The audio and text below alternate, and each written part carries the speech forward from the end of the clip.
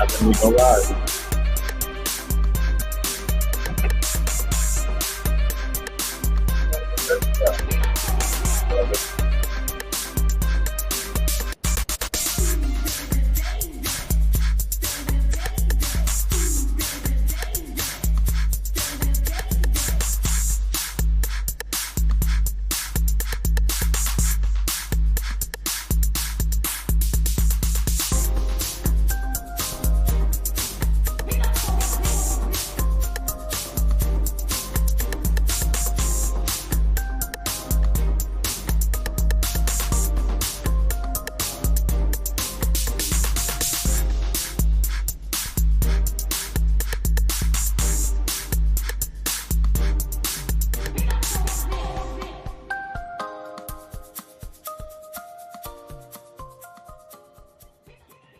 Well, good morning, ladies and gentlemen.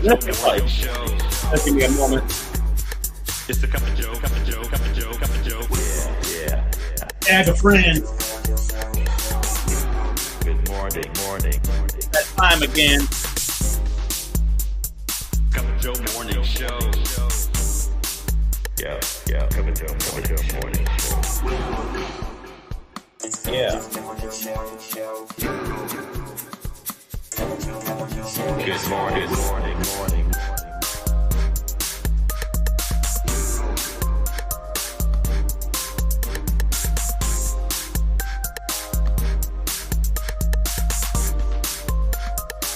What a show sounds like.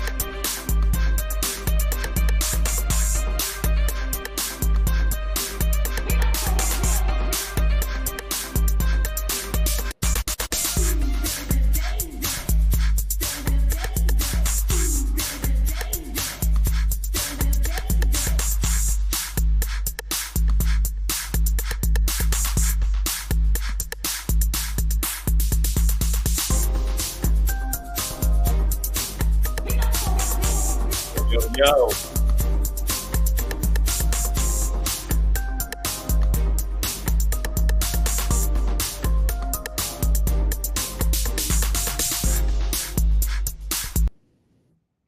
Well, good morning, ladies and gentlemen. We thank you for your patience. Listen, it is the top of the hour, a little past that time, but we're all good. And listen, this is the Cup of Joe morning show. We do this every Wednesday morning from 10 a.m. Central Standard Time, and we're going to do this for 2 straight hours up until the high noon hour. Again, I'm Joe Humphrey. They call me Cup of Joe. I'm like a cup of coffee, y'all. You know what I mean? A cup of Joe should do for us, our spirit man, what a cup of coffee does for our natural man. That's where the moniker came from, for those that didn't know. But again, I don't pride myself on it, but I do take something as far as hanging my hat on, my intent when I do a program like this. We're really not doing it for fanfare. We're not doing it for likes or shares. What we're doing is our attempt is to edify the listening community, the listening audience with information. What I say, news that you can use, information that can cause transformation, right? And we want to be a vehicle that empowers our community to do just that. And I know I'm not alone in that sentiment. There's so many shows on this particular network, Real Talk 100 Radio, that do and set forth to do that exact same thing, to be a blessing to its listeners and those that have an ear to hear what the Spirit of the Lord is speaking through people in all these different industries, all these different vocations, because that's one of the biggest issues that we have right now. And I want to just, do my thing. Before I even do my thing, let me just say what's up to my co-partner, my partner, and I would say crime, but we ain't doing crime, man. We just doing what we doing. I retired. Oh, I retired too. I done put my crime hat down. You know what I mean? But I'm speaking of my boy Malcolm in the Middle, Action Jackson. What's good with you, brother? Hey, what's going on? Salute to you first of all, man. Good morning to you. Top of the morning to you, man. Yeah, man. Hey, it's a good morning. It's a good morning. When you have minor things in your life that you can just politely step over. Come on, bro. That's a blessing. We have to take on that seal mentality. Yeah. You know, that seal just lets it just run off his back. Yeah. That's what we have to do. let Let me it tell you roll this, and I'm transparent. I'm always going to be transparent. You know what I mean? Sometimes to a fault. You know what I mean? Yes, sir. But when I walked in this morning, I told Malcolm, I said, man, what do you do when you have a bad start to a good day? You know what I mean? You doggone right, honey. It is hump day. So how can a hump day be a bad day? But the question I asked was very sincere. How do you feel? What's up when you have a bad start to a good day? And my thing is, man, just shake it off. Shake off that bad start and basically see what the day holds for you. And I believe, man, this day is the day that the Lord has made. And my response to that is to rejoice and be glad. I woke up with blurred vision this morning, man. Didn't know what was going on. Oh, man. Even now, it's blurred. Oh, I see you clearly for some reason. Why is everything blurred? But when I see you, you're not blurred. Because I'm a big guy. But no, man, listen, I don't know what it is, but I'm not tripping. I just, you know. Well, we hope for you, your health. We hope everything's all right, man. Yeah, That's man. not good. Wake up with blurry vision. Man, I'm 57. I'll be 58 next week, in about a month, less than a month.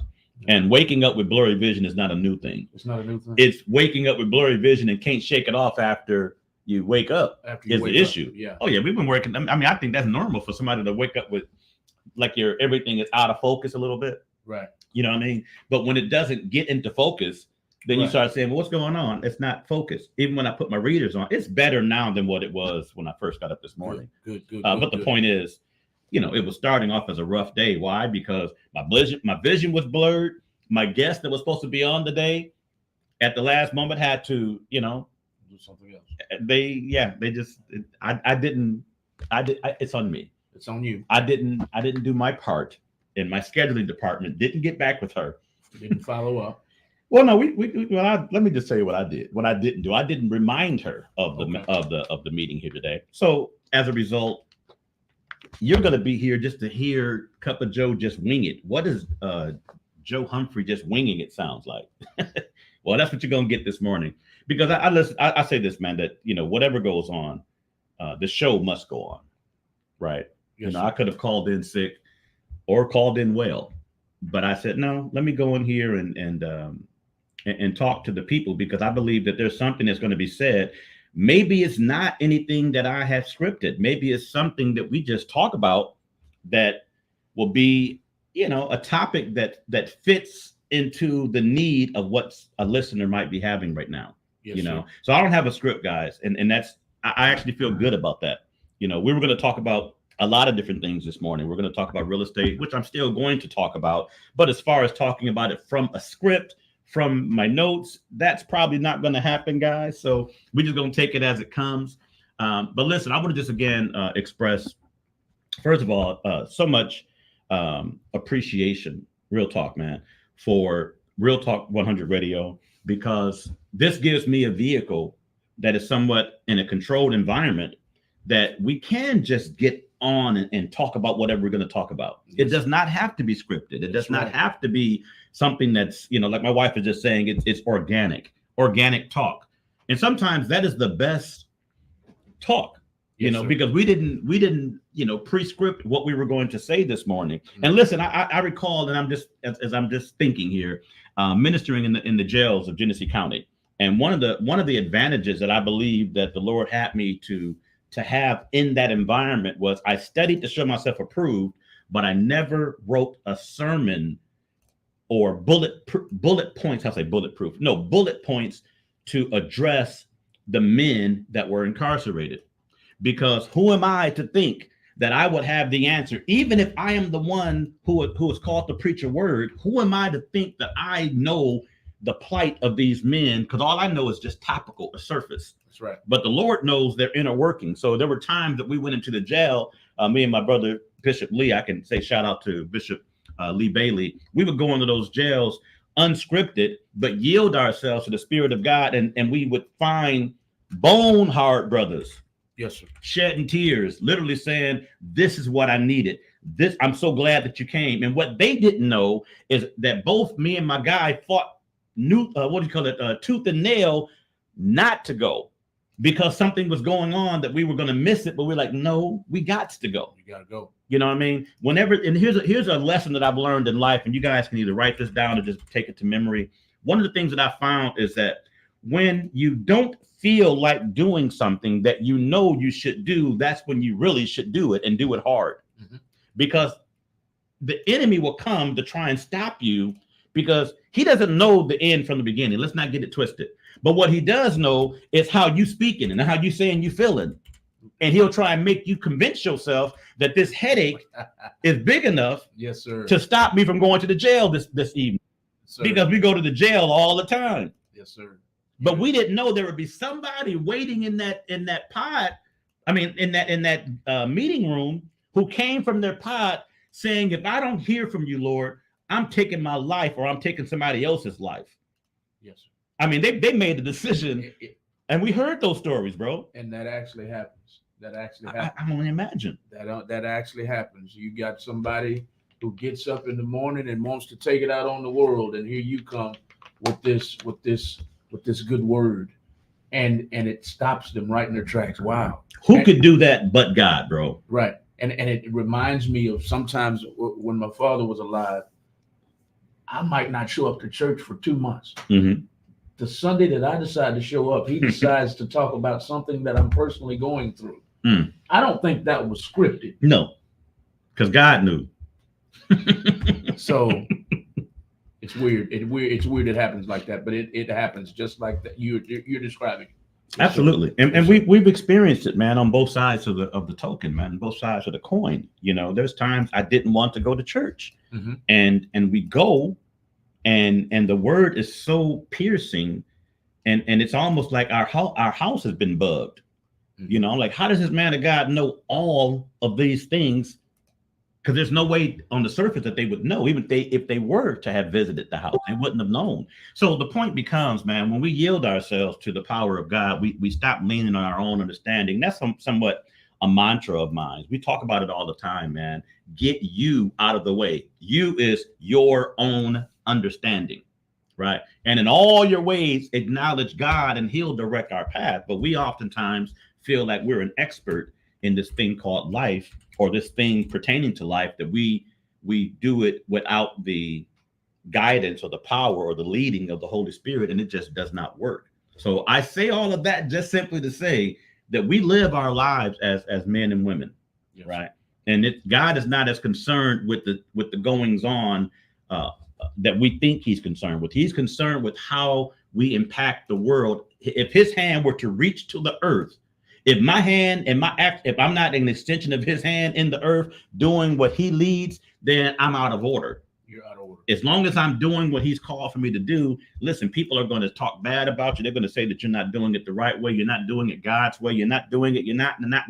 It doesn't matter. Because I believe that woe unto any man when all men speak well of you. When everybody sees the vision God gave you, that means your vision is very shallow. And it probably isn't the vision God gave you. It's just the epidermis of the vision that God gave you. I mean, it's the top layer, yes, sir, that you can now comprehend and see. Yeah, you'll say this is the vision God has me on. He gave me this. But I believe when it comes to vision, first of all, man, that my vision is so big that I gave you my vision in a 2-minute elevator speech. You did, which we are taught to do. Give an elevator speech. Give the abridged version. Don't make it all elongated. People have a very short attention span, but we're not talking about that. We're talking about a vision that God has given you. The bottom line is, if I can give you my vision and have you see the totality of my vision was obviously very small, or very thin, or very watered down. Very watered down. Man, some of the greatest folks that I know in my personal life are people that sometimes are misunderstood. they're not misrepresenting themselves, but they're misrepresented by the way they carry themselves. For instance, they'll say this man is arrogant because he's confident, right? LL Cool J used to say, "It ain't bragging if I'm telling the truth." And I'm not going to quote LL, more than once, but the Bible even says our boast should be in the Lord. So if I'm boasting about what it is that God is doing with me, doing for me, and doing through me, it shouldn't be that I'm arrogant. It should be that he's just confident. Mm-hmm. When I was doing coffee, there was a guy that said, "Man, don't be confident, man. Take it to the next level, Joe. Be confident." Some of you would get that on the way home. No, you didn't. No, you didn't. Confident. You had to be confident, right? So, guys, this is the Cup of Joe morning show. Again, I am Cup of Joe. This is what it looks like when your boy Joe has no notes, but a lot on my heart, a lot on my mind. There's always stuff to talk about, right? So, again, going back to what we were talking about last week, we were tapping into the VA and an organization here in Houston called VA Rep Houston, which is basically Veteran Association of Veteran Affairs, real estate professionals, and they help to empower veterans with information to make sure that they are not continually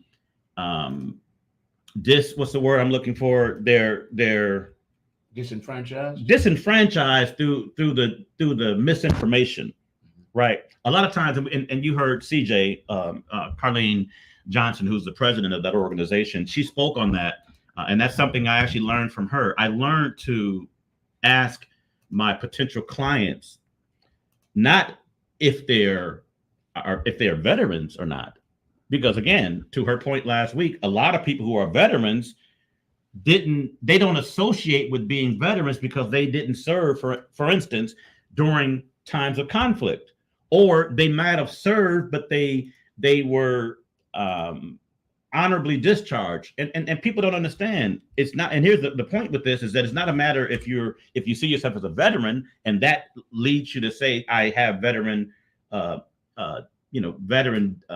benefits from the VA. No, it's the question would be now better. What's up, Brad? I see that. Aru, yeah, that's my dude. My man Brad is a Marine, and my brother Howard was a Marine and actually left the Marines and went to the Army and retired as an officer in the Army. So I'm from a veteran family. But she said when I first met her, she said, "Well, what we need to do is change the question. A better question is, as opposed to, are you a veteran, to see if they qualify for veteran benefits, the better question is, have you served in any capacity?" And that's wartime or times of peace. Even if you serve on a part-time basis, you still have some eligibility. So it's important to know how to get, first of all, that you may well qualify and how to check on your qualifications. Of course, you would go to the VA website and basically type in COE, which is certification of eligibility, and it'll let you know whether or not you are in the system and if you do indeed qualify for veteran benefits. The reason we're so high on veterans, and when I say high, I mean we're so focused on veterans, is because they are one of the most underserviced segments of our population. And I'm not just speaking of here in Harris County, Texas. I'm saying everywhere. Isn't that a shame? It is, because they served their country, and some gave their lives for the country, gave limbs to the country, literally gave their emotional state and the state of peace to the country. And now they come here and now they can't get a house. They can't have proper living conditions. So that just rubs me the total wrong way. So that's why I partnered with VA Rep Houston, as well as the Veteran Land Board here, the Texas Veteran Land Board here in Houston as well, because I believe that veterans are important, and not only are they important, again, they served us. Our civil liberties are often taken for granted, but if it wasn't for them out there in times of conflict and times of peace, because you don't always have to punch somebody. Sometimes you can just show your fist. Mm-hmm. That's just enough. That's likened them to the military in peace times. Yes, sir. In times of conflict, yeah, this fist is flying. Yes, But sir. the fact that you know as an enemy that this fist is always here, ready to pounce on you, We have your back. exactly. That gives us, as those who are in the United States in this case, civil liberties. That's right. We can move and breathe in peace without being concerned about, a conflict from an enemy, be it foreign or domestic. You dig what I'm saying? So I salute, the military and everyone who's in the military, because again, we don't want to take for granted what they do and what they have done. That's right. And as a result, it's now time for us. It's incumbent on us to flip the script. Again, they've served us. Now let's serve them. That's right. And that's what these organizations do. Talk about it, bro. That's the only way it should be. Every veteran I see, a lot of them wear those little hats. Mhm. I forgot what you call them. They're bent up in the front and they have Navy SEALs Right. or something on it, Mhm. or Vietnam. Everyone I see, old and young, black, white, Hispanic, Chinese, or excuse me, Asian. Let me say that. Mhm. Everyone I see, I walk up and I shake their hand. Right. I don't care if we're in a restaurant. I don't care if we're in the mall. I don't care if we're in church. Mhm. I don't care if we're at the stop sign and so he's walking across the street. I'll call him over, Right. him or her, and shake their hand, because it's a shame the way the United States treats our veterans. Oh yeah, it is. It's a shame. It is. I had a neighbor. He since has moved, but he was a Trump supporter, man. He was the nicest guy in the world, man. Him and his two daughters, just beautiful, beautiful souls, man. But he was a Trump supporter, man. So we were like, what is this dude, supporting Trump? And the way we knew he was a Trump supporter, bro, was because when Trump lost the election, even after the election was over, he kept the signs up, right? They didn't lower the signs, him and the other neighbor, until after January 6th. I'm just saying, that's just a fact, right? But in talking with him, he would always engage me if he saw me out in the yard. And one day he did. He saw me out in the yard doing some yard work. And again, he's a great guy. So he came over and started talking with me. And I just said, listen, out of all the things I'm going to ask this dude, I'm about to ask this guy about this Trump sign. Ask him. So I did. I just said, his name is Brandon. I called him B. I said, B, I just got to ask, man. You ain't no good. I just had to ask him, like, bro, why do you still have the Trump for president sign after the election's been over for all this time? And he's, oh, man, I understand. I'm just taking a stance for him, man. And I'll be honest with you, Joe. Is that how you talk? Yeah, he said, I'll be honest with you, Joe. It wasn't that I'm just so for Trump. The reason I voted for Trump and I support him is because as a retired veteran, I had a surgery that was due that the VA hospital kept me on a waiting list for years, and I just could not get this surgery. So I'm one of many, many people in this kind of situation, a wartime injury that now needs the VA's attention. And they just, for the red tape is what he was talking about. And just the fact that they're so overran with these same situations, his surgery was being put off and put off and put off. Well, here comes old Donnie boy who comes and says, hey, there's a line of veterans needing medical care, and the VA is not adequately taking care of their needs. So what he did, he wrote into law, and I don't know if it was temporary or whatever, but he wrote into law allowing veterans to use their VA benefits outside of the VA hospital. Okay. That made him go like, man, now I can lift my hand over my head. I can play with my kids. Of course he's going to vote for Trump. Got you. So I say all of that to say, It's a good reason. I mean, that's the reason, right? So we're talking about in this very brief segment about the importance of acknowledging and handling, taking on the burden of people who have served our nation. That's right. And now it's our time to turn to serve them. And I see a few people that are on this thread. Again, my brother, Brad Callis is essentially saying, appreciate extremely, sir, for noticing us, because, man, listen, and that's a wonderful way of putting it, of noticing us. Yeah. Because veterans go unnoticed. Mm-hmm. Right? Sad, man. And that's just not right. So again, I don't want to make it a soapbox moment, but I know that, again, I have a family, a lot of people in my family that are military, most notably now my two brothers, Howard and Chris, both served. My nephew Mike served. My wife's sister Rita has served, and it's just something, again, man, when you're surrounded by the knowledge of the importance of what they've done to serve, and then to hear the horror stories, not just from the VA hospital, but I'm in mortgage, so I'm in the mortgage industry, so I know that a lot of veterans. Let's look at Harris County. They're inadequately housed. A lot of homeless people are veterans. A lot of homeless people are. Let me rephrase it. A lot of veterans are part of the homeless community, and I think it's sort of disproportionate in some cases, right? And I just think that needs to be addressed, right?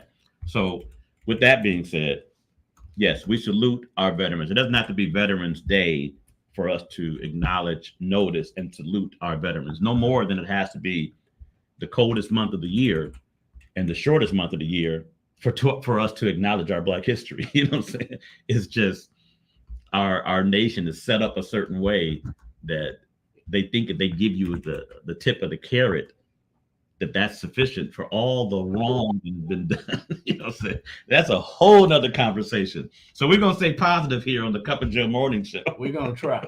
We're going to do our bestest. We're going to try. Yes. So what is something that I think is important to know, right? We always talk about buying houses and wanting to buy a house in the processes of buying a home, and that's important to know. Knowing what your credit is and knowing that is no shame in having less than perfect credit. The shame, of course, we say all the time is knowing it and not doing anything about it. But the real crux of this is literally knowing your rights, knowing who you are, knowing your identity, right? There's certain things, man. Can you imagine it? Let me give you a scenario. Can you imagine an individual who, for whatever reason, was hit over the head and lost his memory? He didn't know who he was. He didn't know where he came from, doesn't know his family, right? Because he suffered a trauma, right? Now, what he doesn't know in his state of amnesia is that he's from one of the richest families in America, but he's out there living like a pauper. Why? Because he just doesn't know. He's detached from the knowledge, the reality of who he is. That represents us in a nutshell, right? Yes, sir. It didn't happen like the trauma wasn't a one-time trauma. We can say it was just slavery. It was no. Well, come on, guys. It went on for 400 years. 400. Okay. So if it was a one-time thing, that one-time thing went on for so long that it detached us from the reality of who we actually were. And they inundated us with information, or should I say information's big sister. What's her name? Misinformation. They inundated us with misinformation about ourselves, about who they were, right? Because you can't just listen to this, guys. You can't just tell a lie and have that lie to live as long as this lie has lived, and only lie to one source, only lie to one set of people. No, they got to lie to everybody. Got to lie to everybody. So it wasn't like it was only in the Black theaters back in the day that Moses was depicted as Charleston Heston. That wasn't just for us. That was for a whole bunch of other folks don't even look like us. That's right. Because again, the lie can't be just given to the ones that it's going to negatively impact, or the one that impacts the most. In order for it to have a long-lasting generational effect, hear what I'm saying, people, it has to be a universal lie. In other words, the powers that be said, we have to lie and cover the truth up from all of them, not just the ones that we want to keep underneath, right? So I speak from everything I'm going to say from here on out is probably going to be from that perspective. Dispelling the lies that we have been taught, right? And oftentimes, this is just what it is, man. And I've said this before, that, for instance, when it comes to wealth, and I'm looking into the camera of my Facebook crew, when it comes to wealth and wealth generating principles and properties that we would, say that we've learned, most of what we've learned in our lives, think about it, was taught to us from people who themselves didn't have wealth. True. Bro. True. I'm not saying anything that I know is just way off kilter. we've been taught in error, right? We've been fed misinformation about wealth. And I'm using this as an example because we can target a lot of things, but we're going to talk about this for a moment. We've been taught in error, and we don't want to point the finger and say it was their fault, because they tried to teach us and give us generational information. You did, but the information they gave us, if you break it down and just look at it from what it's worth, how can I say that I'm an expert in a thing and I've never done a thing? Succeeded. I've never succeeded in a thing. Shouldn't be able to do that. You shouldn't be able to do that. Ever. But I remember as a kid, now I'm going to really take some people back. Good morning, Miss Wanda Hodge. Listen, I remember as a kid hearing that the teachings of Dr. Spock were universally accepted. I know. Of rearing children. No. Now, when I say Dr. Spock, for you Star Trek Trekkies out there, I'm not talking about our boy, Mr. Spock. I'm not talking about Spock from. No, not him. I'm taking you back. Oh, okay. This is Dr. Spock. Okay. Oh. Dr. Spock was a child development psychologist from the 60s and 70s. Okay. Right? Who was as well known as maybe as Dr. Ruth. Okay. Remember Dr. Ruth, the advice counselor? Yes. Well, Dr. Spock was found, again, he's a child development psychiatrist. He was found to be, or his information was found to be less than credible when it was found that he himself had no children. So how are you going to guide me? How are you going to tell me how to parent? How are you going to tell me and set the guidelines for a nation, for a society on rearing children when you yourself have no children? Right. That's likened unto those who have no wealth, always trying to impose their will and their way. And unfortunately for us as children, these are our aunts, our uncles, our neighborhood friends, our people that we respect. Right. So the question or the statement that most people who who say they learned wealth principles, learned principles of wealth from people who themselves were not wealthy. So how strong are those principles?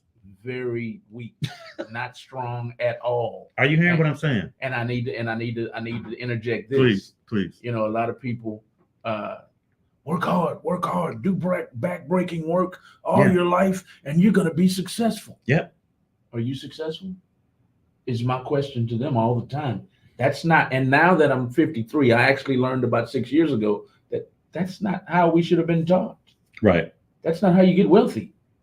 No, I'll give you, and I believe that. What you're saying is 100, Another thing that we were taught is, a penny saved is a penny earned. Now that sounds really good. It does. In theory. Think about it. In theory, and that's Benjamin Franklin. And you can Google Benjamin Franklin said some of the most creatively dope things he did. If you Google Benjamin Franklin quotes, and you'd be like, dang, Benjamin Franklin was the one who originated that? I've been hearing that all my life. Yeah, but the point is, a penny saved is a penny earned has now been used. Here you go, baby.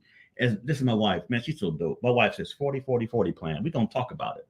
40-40-40. Because did you hear me and Sam Bean? We were just talking, we were doing a little fodder, and I said, man, the 40-40-40 plan, and Bean picked it up and just kept talking on it. Yes, sir. But I know I didn't elaborate on it. So I love my wife for what she does. And even on this thing here, she's just basically give me a little poke to say, talk about the 40-40-40 plan. Put it out and I will. But here's what the penny saved, a penny earned. We took that and made it a wealth principle. So we have been subliminally told that we can gain wealth by saving. Mm-hmm. And what we didn't understand is that there is a bigger scheme at play. They want us to learn certain principles that defy the principle that we're after, or the results of the principle that we're after. Which is growth. Well, yeah. So in other words, in order to grow our money, we have to hold on to it. We have to save it. It's not going to happen. Put it into the bank. so the bank can do what you're supposed to be doing. Because listen, ladies and gentlemen, and I know enough about what I'm talking about.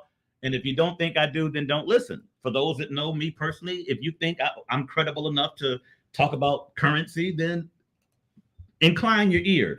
If you don't think so, then hey, it's on you. That's the choice we all make. But listen, if you think that you can save your way to wealth, if you think that that is a wealth principle, then you are terribly mistaken, yes. Right? Because that's not a principle of wealth.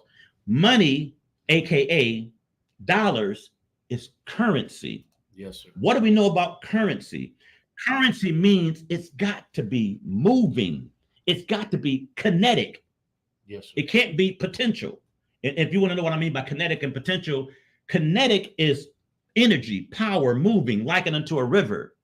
Potential is setting, isolated, or not so much isolated, but just setting, immobile, likened unto a lake or a pond.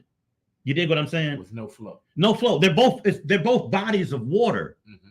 But you're not going to get from here to there without exerting effort in a lake or a pond. Right. But if you're in a current, mm-hmm. in a river, you can be on one side of the river and on the other side in a matter of moments because there's a current. There is energy that's forcing you to go a certain direction at a certain velocity, at a certain speed, and a certain force. Are you feeling what I'm saying? Yes, sir. So with that, we have to understand it's principles and powers that have a vested interest in us remaining where we are. See, we didn't learn about investing. We didn't really learn about saving much. But when we did, they put it on us so hard that we thought that was a principle of wealth, but it wasn't. Again, we were taught wealth principles by people who were not wealthy. That's right. Right? A wealthy person wouldn't tell you a penny saved is a penny earned. A wealthy person wouldn't tell you, hey, you better learn to look before you leap. They've always taught us to look before we leap. An entrepreneur leaps before he looks. That's right. And he or she is looking in midair for a landing spot. That's right.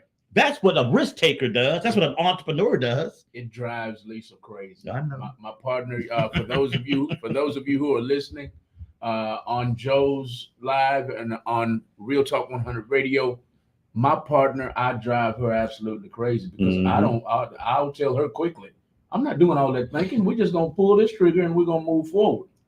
And that's the way it's supposed to be done. Mm-hmm. Make a quick decision, because when you think too much, you're wasting what? Time. And what is time? Money. Listen, there's a book that everybody should read. It's called Think and Grow Rich. That's right. It talks about the characteristics of successful people, and it talks about the characteristics of unsuccessful people. That's right. And the characteristics of successful people they are very quick to make a decision. That's right. And very slow, that's right, if ever, Malcolm, to change their mind on the decision. That's right. What wealthy people do. That's right. Right? This is a book by Dr. Napoleon Hill, Think and Grow Rich. I'll repeat it again. And I'm only giving part A. It's a part A and B phrase. Wealthy people have a habit of making decisions really fast, right? Remember, we talked about success, love, speed, right? Sure. Making decisions really fast, and they're very slow, if ever, to change their mind. They don't get buyer's remorse. Not successful people, right? Unsuccessful people universally make decisions very slow and deliberate, if they make the decision at all, and are very quick to change their mind.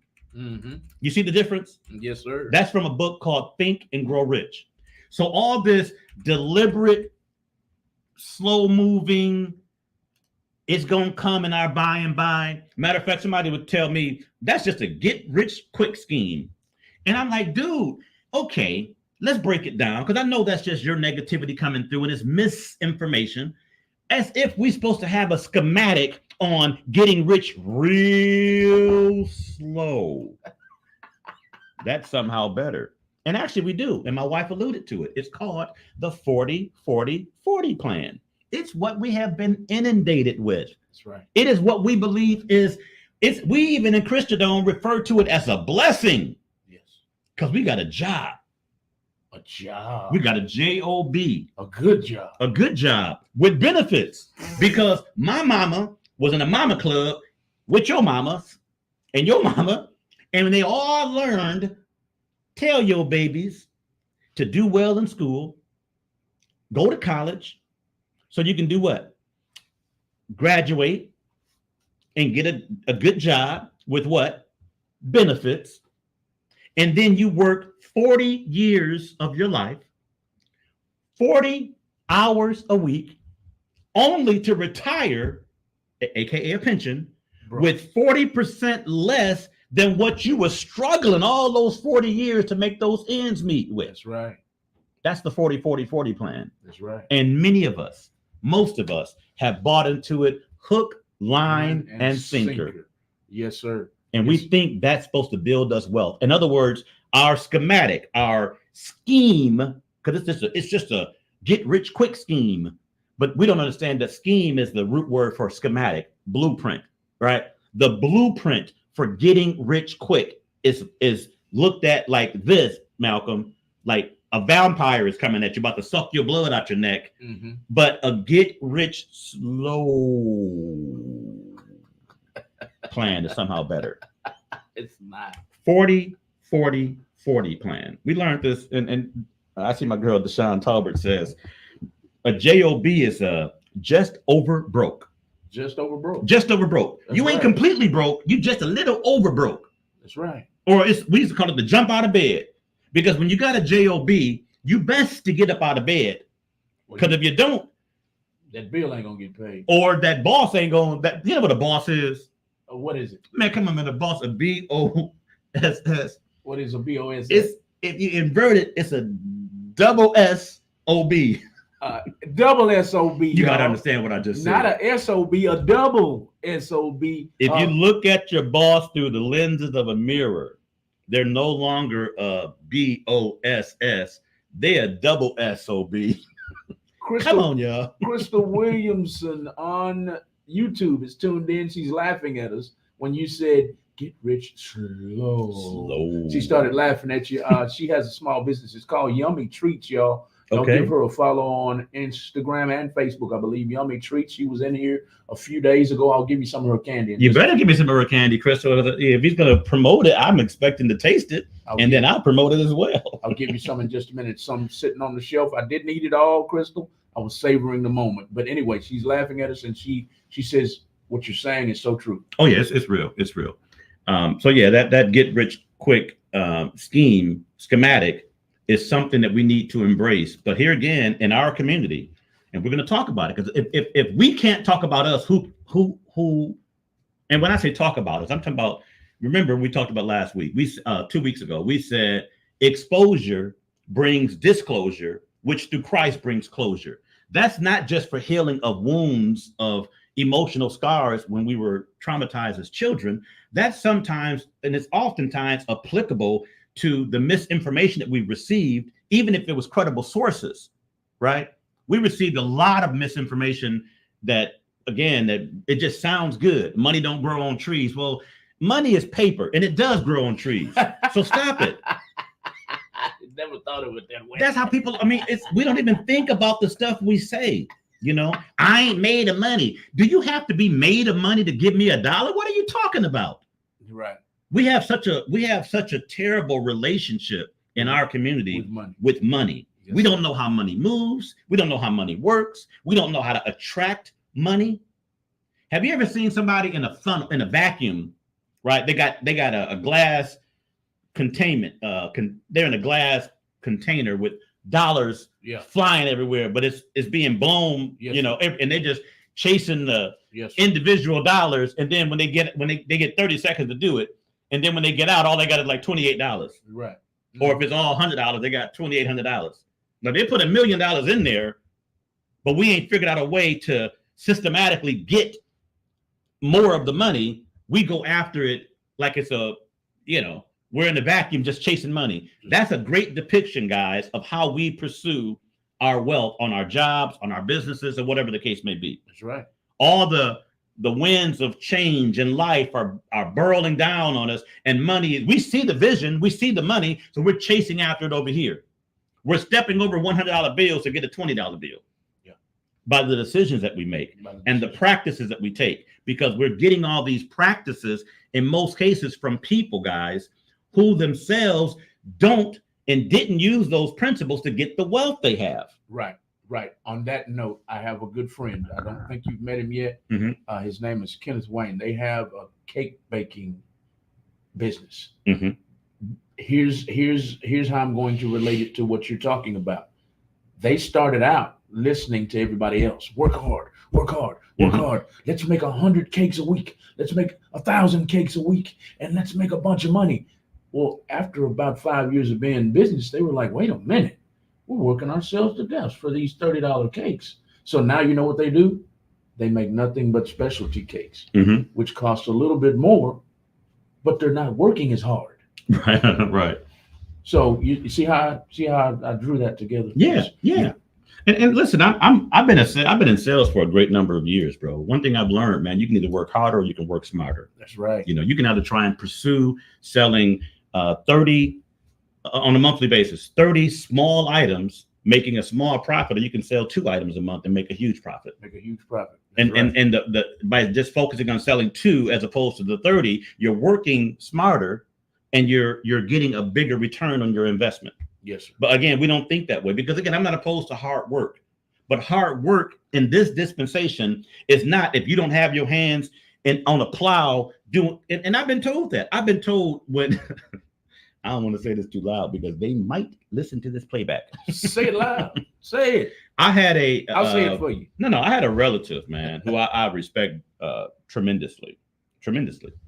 Tell me that, and this was years ago, that if I don't learn to work with my hands, I'm going to end up having a real rough life. Because if you're not willing to work with your hands and not knowledgeable on how to work with your hands, then you run the risk of being disenfranchised in society. Because if a man don't work, he don't eat, and he got to learn to work with his hands. And I was saying, I get that, but I work more with my mind now. Yes, sir. And it's not, then they said, well, yeah, because you're doing all that talking. I said, no, I'm not just talking. The world talks.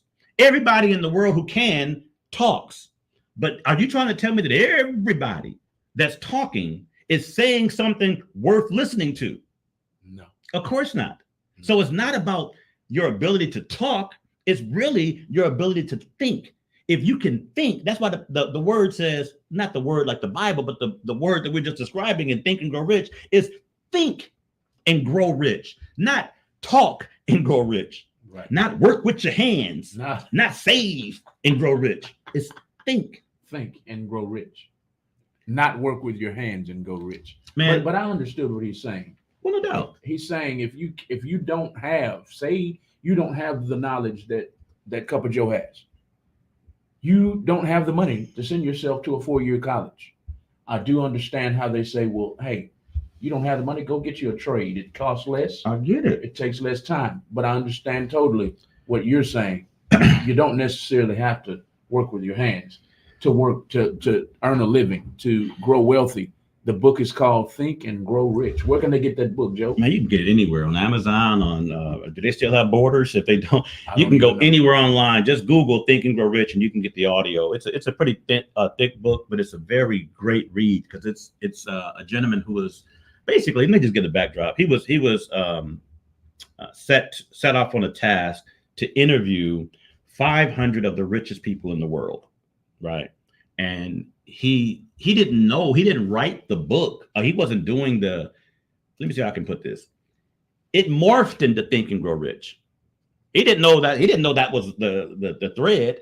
He wanted to know, he asked them from Wrigley's to Heinz to the Rockefellers, anyone who was rich during those days. This guy, Dr. Napoleon Hill, was commissioned by a guy by the name of Carnegie, right? I was gonna say Dale Carnegie, but not Dale Carnegie, but they call him Carnegie, but it's spelled like we know Dale Carnegie, the influencer. Mm-hmm. Well, this guy Carnegie basically commissioned this gentleman to interview all these successful people to see what is your secret to success. See, everybody wants to know what is your secret to success, and they all said a lot of different things. He even interviewed them as far as their daily habits, guys. If you really want to know the science of the book, he interviewed them to see and to uncover what made them so successful. And many of the people, guys, wasn't just successful in ordinary circumstances. No, these people were successful during very, very difficult economic times. So a lot of revelations came out of this book. One of the revelations I can speak on now is the best time to start a business is not when things are going well.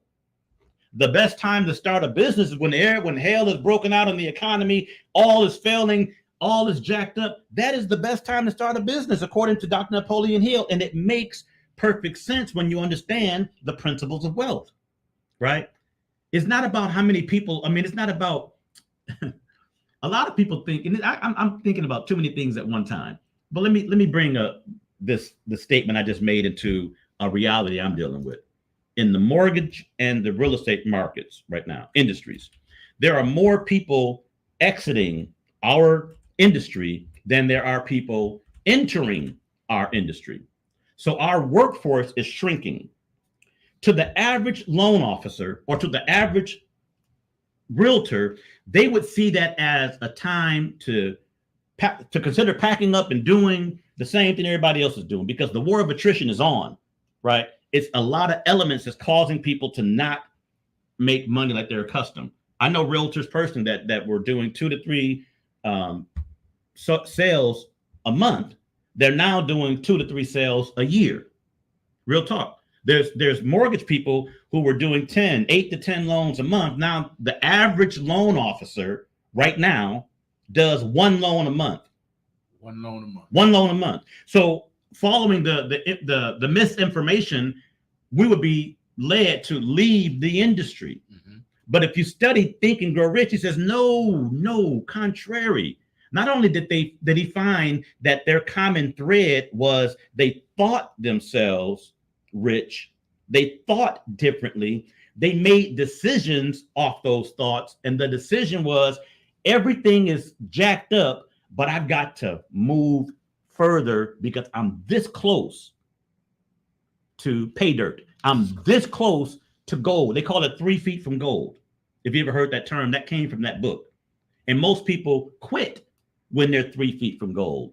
But the book teaches us to forge ahead until you hit that goal, right? But most people in our industry are exiting because why? The war of attrition, which means that it's not the enemy that you're standing across that you're fighting. It's the elements in which you're fighting that enemy. It's what attrition is. You know, it's like trying to fight the Englishmen in sub-below weather back in the day. The war was one thing, the battle was one thing, but the war was waged in sub-freezing temperatures, and that caused a lot of people to get frostbite and to walk off the battlefield. That's the war of attrition, right? Right. That's very common in our industry, okay. Right? It's not even just it's common in American culture, right? They say if it gets too hot, get out the kitchen. Get out the kitchen. Mm-hmm. That's a common phrase that we use, and we apply it to endeavors that we're doing. We're not taking it in like we're baking cakes in a natural kitchen. Of course not. We're talking about in situations that get too hot, we exit. Yes, sir. Well, I've learned, and those that know me, some people say, well, Joe's just stubborn like that. You know, Joe's so headstrong. Joe is operating on principles. Mm-hmm. Here's an example of what's the benefit of not giving into the war of attrition. And I want somebody to hear this. And I'm gonna make it personal to myself and to my industry with realtors and loan officers, but it's true in everything. When the war of attrition is at its highest, the way you know it is that the fallout is also at its highest. There's more people falling out of the industry that are getting into the industry, right? So you would think you follow what the masses are doing. But I had a very successful man tell me, he said, you observe the masses, but you do the opposite. You know why? Because the masses don't make the most money. The small percentage of people. The 1%. The 1%. Yeah. And let's be real, the top 3%. They go the other direction. They're not doing what the 97% are doing. Mm-hmm. So he always says, observe what the masses are doing, but do the opposite. Yes, so following this wisdom, as opposed to leaving the industry, though I was very tempted to do so, I'm the dude that's saying, nope, I'm gonna write a book. Look, I'm gonna have a radio show. I'm gonna drive 2 hours to events. 2 hours. 2 hours to events that I otherwise, prior to and certainly during COVID, I wasn't driving 2 hours to nowhere. Right. You dig what I'm saying? But the point is, you do things differently because you recognize, even though it looks like this, it's really a setup.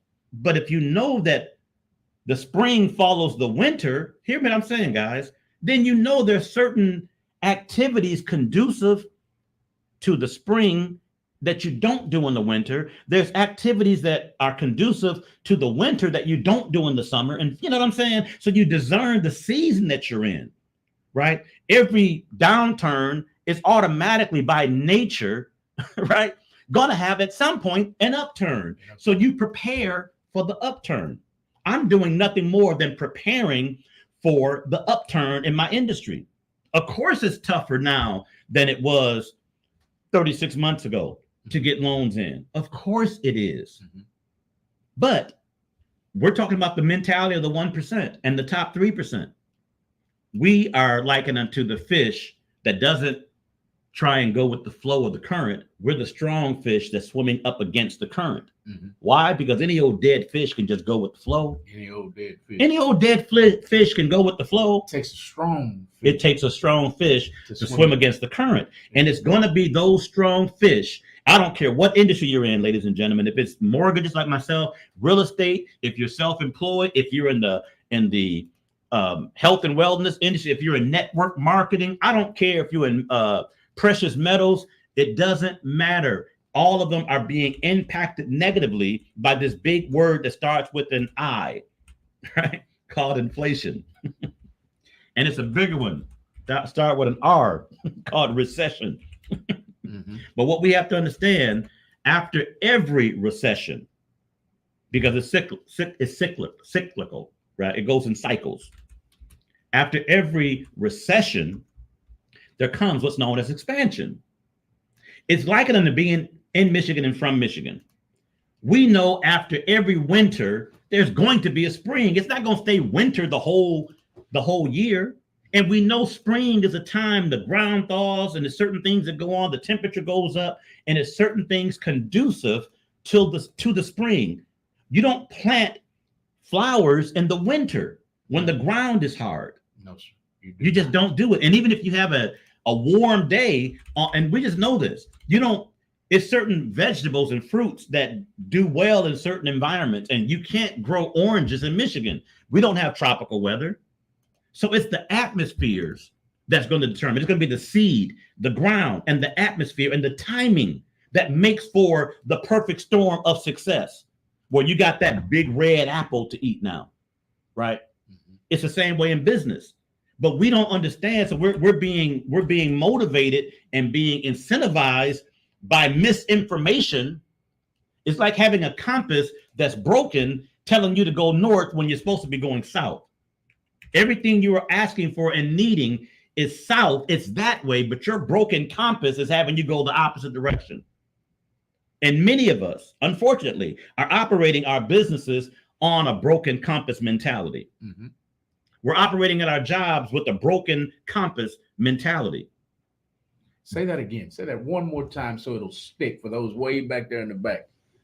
You said something to the nature of you're going in the wrong direction. You're supposed to be going this way, but you're going that way. And you expect to get money or rich or wealthy going the wrong way, but you're supposed to be going that. Repeat that. So to speak. And we're being guided by a compass.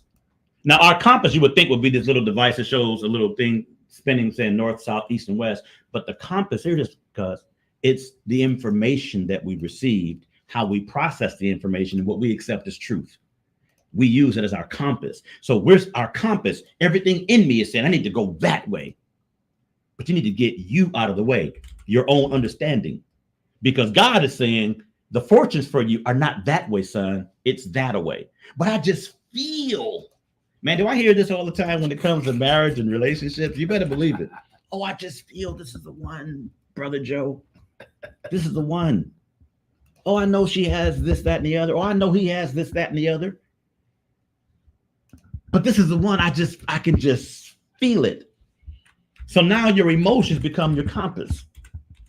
And they're going to misdirect you.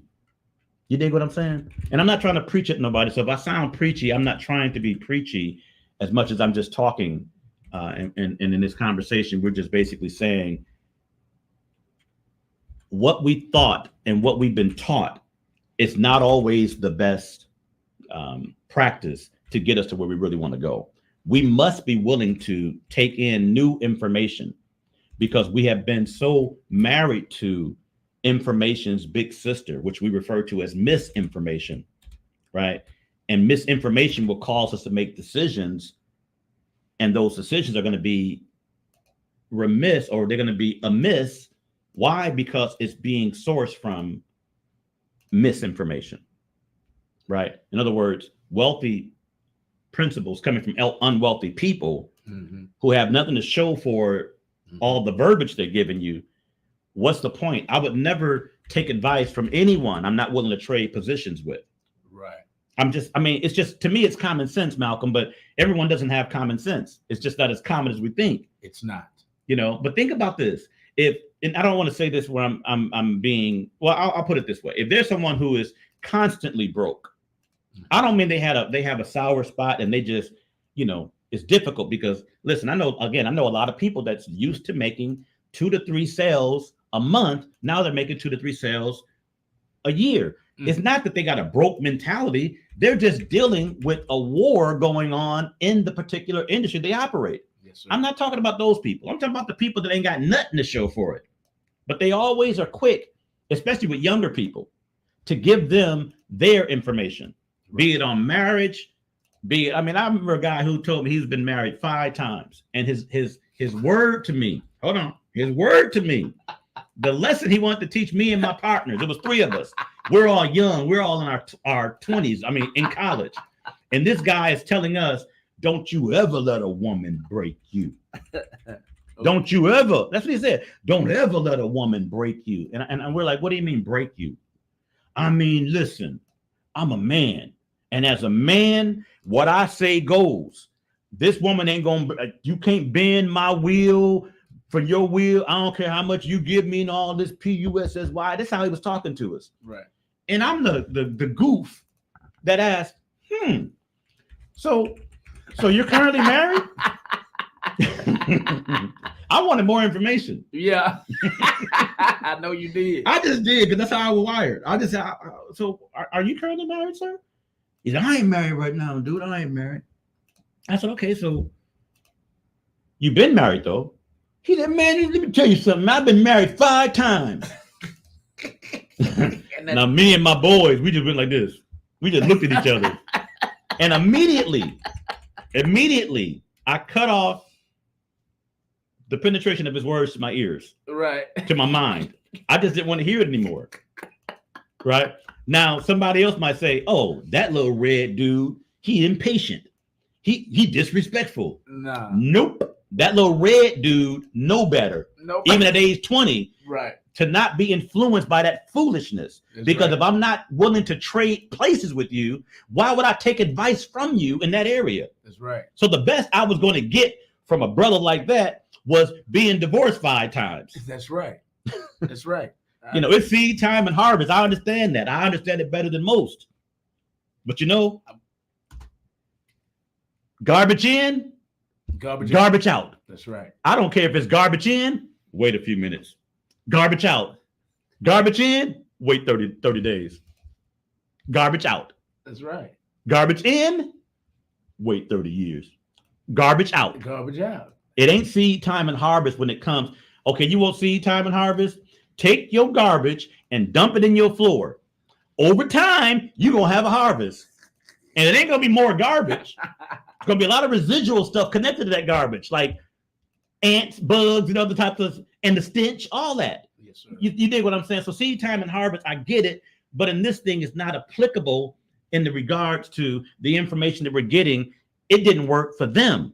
No. in whatever dispensation. I know he might have been twice our age or 3 times my age. I wasn't trying to disrespect my elders. I was rejecting the information, regardless if it came from an elder or if it came from someone a contemporary, because I recognized that it was erroneous information. That's right. And I really got it confirmed when the guy said that he's been married 5 times. 5 times.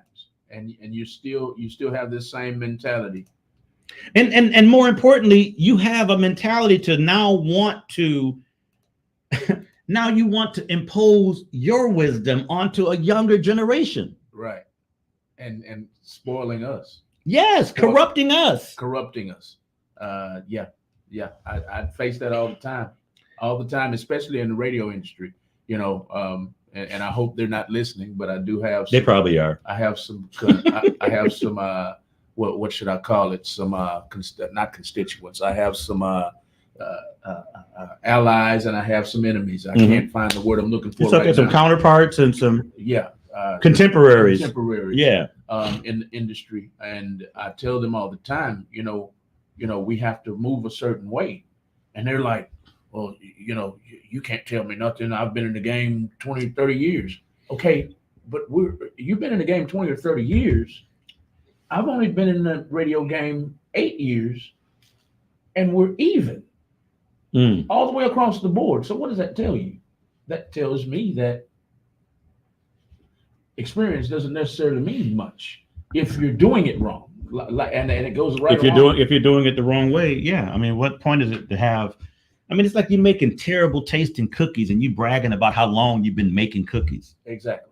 It doesn't matter how long you've been doing it. See, I get the same thing, Malcolm, but I get it from a perspective of I've been in this industry for 10 years.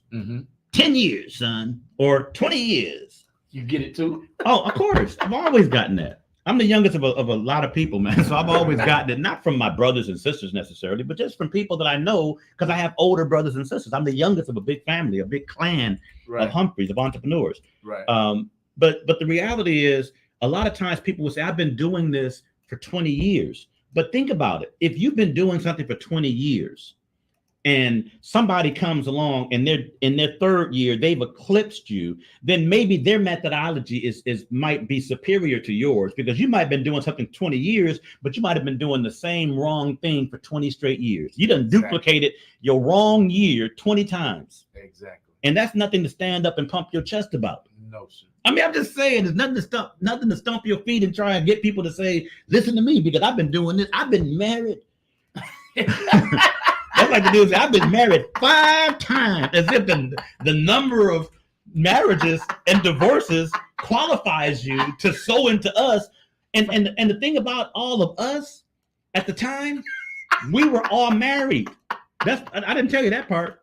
We're 21 years old, and I can tell our names. Me, Derek, and my buddy Sam. And guess what? What? We all got divorced. You all got divorced. We were 21, but that ain't the point. We had people talking to us, and I was like trying to reject what the dude was saying. But I'm gonna tell you how it works too. Crystal is laughing at us. She's right on it. She said, I've heard guys say that all the time about the 30 years, and I've been in the game 20 years. Now she's laughing at us and going right along with us. Because it doesn't matter how long you've been in the game in that regard. You know, again, if you're doing things that are, I've been mediocre for 20 years. If you want to be mediocre, just listen to what I got to impart to you, because I'm only going to be able to impart. A well can only give up the water that's in the well. You dig?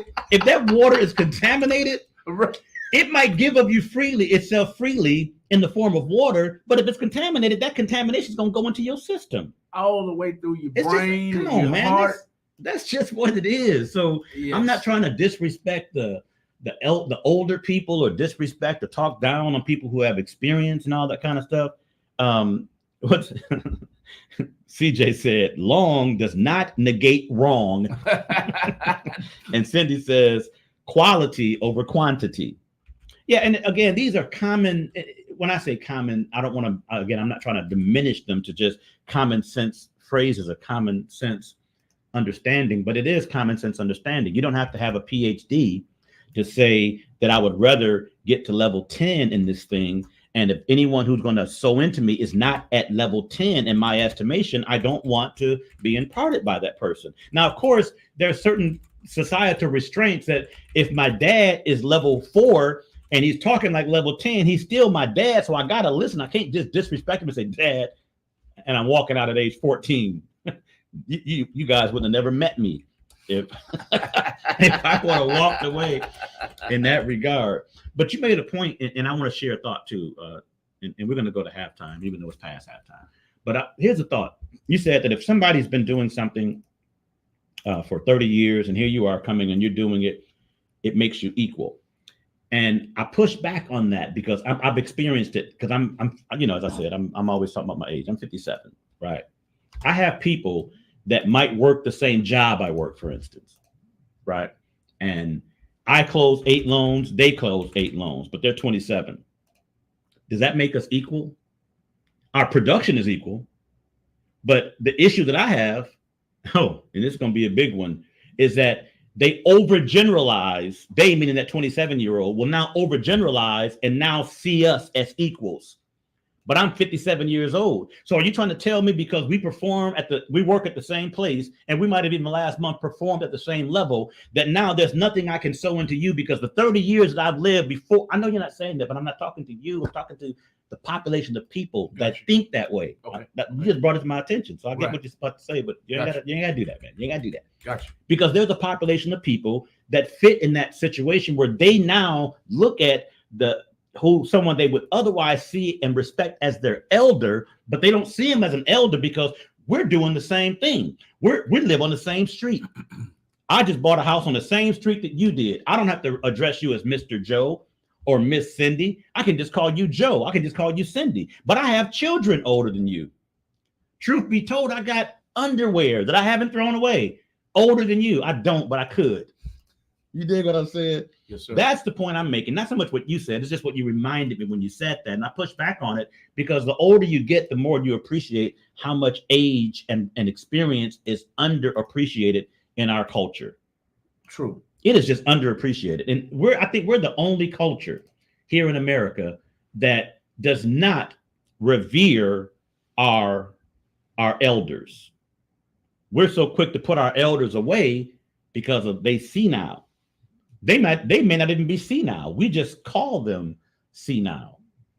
We might not have had any experience with senility. We just say that they're old and senile. We don't want to listen to them. Or you outdated. You don't know what it's like.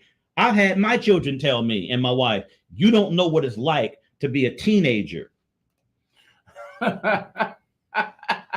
We've all heard that one. Are you looking at me in my eyes so I can see? We've all heard that one. All of us. We don't know what it's. You don't, man. You have children. Yes. They don't think that you understand the plight that they're going through at the certain ages, because to them, we ain't never been that age. You know why? Because they never seen us that age. Right. Since they've been born, we've been grown. That's right. And we've been in the capacity of their mom, their dad, or their uncle, whatever. So it's a inherent, I hate to use this word, but it is what it is, an inherent disrespect, because there's an inherent disconnect to the real information. Mm-hmm. It's just a fact. It's what it is. So what a lot of times what people do, we overcompensate for stuff.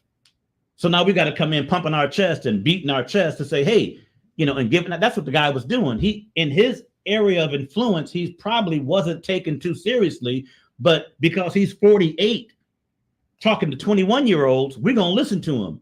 But what he was saying, even as a 21-year-old, I knew was foolishness, fodder, and BS. And I didn't want that. I didn't want from myself no parts of it. What I saw he was dishing out. So I came up with a philosophy that I do not take advice from people that I'm not willing to trade places with. That's right. Real talk. That's right. Before we go to intermission, mm-hmm. I would really like for you, thank you for tagging me in your videos. Thank you. Mm-hmm. But there was a comment I wanted you to address before we go to break. Oh Lord. It was I forgot his name, but he said, okay, I understand about slavery. I understand about we're all the problems facing mm-hmm. Finances and this, that, and the other, but how do we get past this? I forgot his name. Brett. It was probably Brad. Yeah, and Brad, you've put a lot on here, and I appreciate it, but I can't. I'm ambidextrous, my brother. right? But you got a long pen because you got a long mind. So your message is so long, I can't be talking and then reading your message because I'll end up reading aloud what you put. But I read he had put something down about time being money being one of the biggest lies ever told, right? Yes. So just let me see if I can answer your question, if you don't mind posing it for me again. Posting it for you again? No, just posing. Just give me the question again because I want to get I want to answer the correct question. I can't remember exactly what he said, but basically he said, yes, it was Mr. Brad Callis. Mhm. And now Facebook is not showing me the comment. It's limiting what I can see. But basically he said, I know we're starting in last place. I know about slavery putting us behind, Mhm. but how do we get past it? Because he said something to the nature of he's tired of people using the past as a crutch. How do we get past it? Right. And again, Brad knows me personally, so he knows that I was never, my words would never give the impression intentionally of making the past a crutch. But I also will say this, that we have to recognize the playing field that we're on.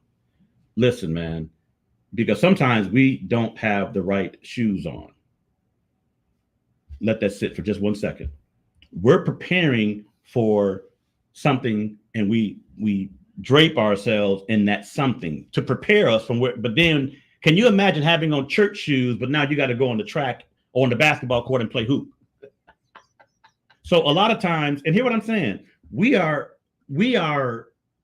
misinformed, ill prepared because of the information, or again, information's big sister that we receive. So we're not prepared for the challenges that come against us, that we have to go with in life. So the past is something that if you don't know it, you're doomed to repeat it.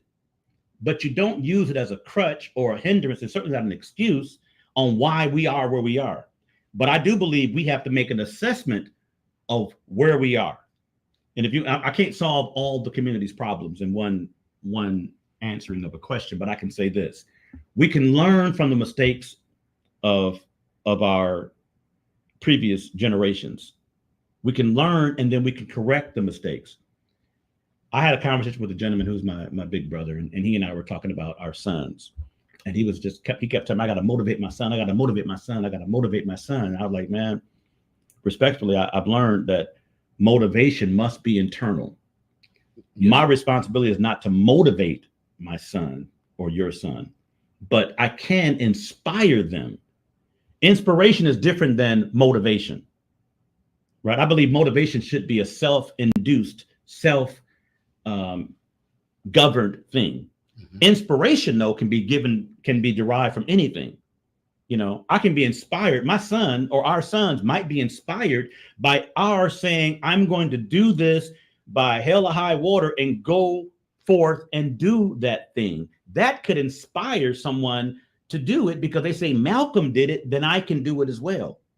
But we can't motivate someone to do something that we want them to do because they may not want to do it. If they don't want to do it and they don't have the same goal and desire to do it as you would want them, then you're really imposing your will onto another grown person. And you can't really do that either. Because what are they going to do? What is going to come natural to them? They're going to buck up against it. Mm-hmm. Why are you trying to, and I'm not talking about a 14-year-old. I'm talking about someone who's now 28. Yes. And you're trying to, inspire, or you're going to be trying to motivate them to do something. And that's a difficult task.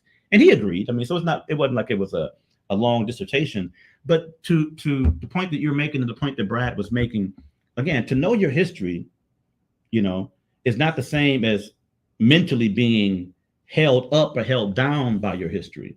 But I believe if you don't know what the issues are, right, then you're doomed to repeat those same issues, mm-hmm. And again, sometimes it's just the mindset that we have when we go into a thing. We go into a thing, thinking it's going to be easy and it's more difficult than we ever thought. And we feel overwhelmed, right? But isn't it important to know that there's a thing called the 4 stages of learning, that it doesn't matter how much experience you got with anything, you are still going to go through phases and stages as far as learning this new thing. And if you know that, then look what you can do. You can step outside of the prism of frustration, confusion, feeling like you just made the wrong, you can get out of all that negative toxic thinking and just get to a principle that says, oh, before I get proficient at a thing, I must be totally inefficient. It's just before you can be a master, you have to first be a disaster. Real tough. Before you can become, the best at something, every winner was first a beginner. So you got to give yourself time to succeed and know the stages that you're in. It's like knowing the seasons that you're in. Right. If I know that I'm in a certain stage, it's like a certain season, then guess what? There are certain things that are conducive, good for me in that season. That's right. And if I learn those to get a habit of those things, we call it the DRTs. Get a habit of doing the right things. Doing the right things. In the right seasons, right? And once you do that, it transitions you from that season, and then you got to transition you. The season itself is transitioning. And guess what you're prepared for now? The transition, because you had a case of the DRTs in the previous season. You were doing the right things. Preparing yourself for whatever goes on. Mentally, physically. Man, it's what it is. For the storm. Because it's going to happen. So here it is. And I'll speak to what I do. Everything that we do in the mortgage industry is on a 90-day cycle, meaning that I can do something right now.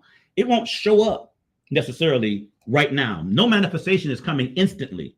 It's what I'm doing now is going to dictate what, November, December, January. It's going to affect my February. That's right. Are you feeling me? Mm-hmm. Knowing that cadence, I'm not over here trying to change everything in November for December. I'm planting the proper seeds. That's right. Knowing that at some point, November is going to transition to December, it's going to transition to January. Then February, what I did back in November is going to have some sprouts coming to the ground in February. Is it going to be enough to eat on? Not necessarily. It's going to be, the cycle is 90 days manifestation. It may manifest as a baby plant. That's right. Can I tell you a story, man? Yes, we ain't going to do no intermission. No intermission, y'all. I'm just saying, we just going now. This is just our free flow conversation. And I hope this is beneficial to someone out there, because it's not about mortgage, it's not about real estate, it's not about this, it's not about that. It's about everything. It's a universal understanding, right?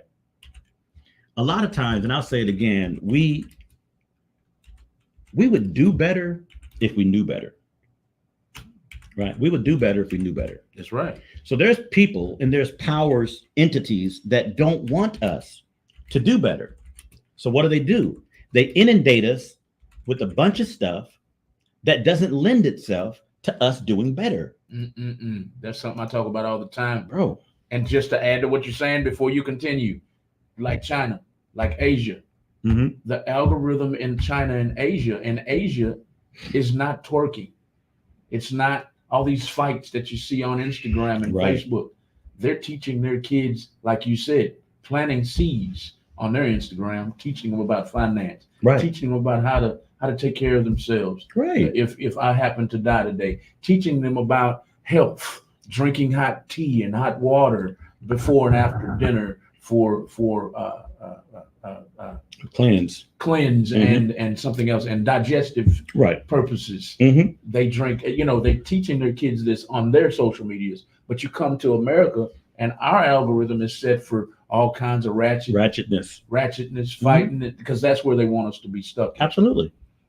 I've heard many rappers say this, and most recently, dude known by the name of Memphis Bleak. Yes, sir. And Bleak was saying that, and it was not just Bleak. I mean, Cube says it. A whole bunch of rappers are saying that you get paid more by the labels. This is before the shift took place. You get paid more by the labels when you're talking all that gang fuss, when you're talking about BITCHs, getting PUSSY, killing NIGGAs, all the stuff that we say that the rapper is nothing more than he's witnessed all this, he or she has witnessed all this violence. So they're like a street reporter. Yeah, okay, enough is enough. Because at some point in time, poor righteous teachers were the street reporters, and so was all the conscious rappers back in the latter part of the 90s. They came along, but then the industry said no. X-Clan, you rocking the parties, but guess what? Poor righteous teachers, You're rocking the party, but guess what? You're enlightening too many people. You're enlightening. Come on, let's be 100, man. You are enlightening too many people. If more people had more knowledge of self, it doesn't matter if they were Muslim, Christian, Hindu, or whatever, but if they had a better knowledge and respect for themselves, they would not go out and do the debauchery that they're doing in the community. So we don't want you talking about correcting them or giving them a higher sense of being and none of that. We want you to talk about partying, making money, and this and that and that the other. And to enforce that, we're gonna move the records that we're gonna push the records that enforce all the stereotypes, all the debauchery, calling the women out of their names, all the big booty shaking and all that stuff is systemically put out there for us to be inundated. Because here's the thing about it, guys, and I'm not trying to be on my soapbox, but music, and I'm a music guy by nature. Music is very unique. It has the ability, and hear this is real talk. Say again, music has the ability. Don't let me flow, baby. Okay. You interrupted my flow. I know you ain't trying to. Just let me flow, because I'm going to try to think of what you're saying. Music has an innate ability to enter into one's subconscious without your conscious permission. I'm gonna say it again because it's 100%. Anybody that knows this about music, that's why they created Hooked on Phonics, right? To teach people how to read and how to speak a different language. They put it to music because music has a rhythm. Our human anatomy has a rhythm. Some of us have more rhythm than others. But the point is, we have a yes, sir. Yes, sir. Yes, sir. We have a rhythm. God made us that way. That's right. So music, by God's creation, has the unique ability to enter into one's subconscious without the conscious approving of it. I'll prove it to you.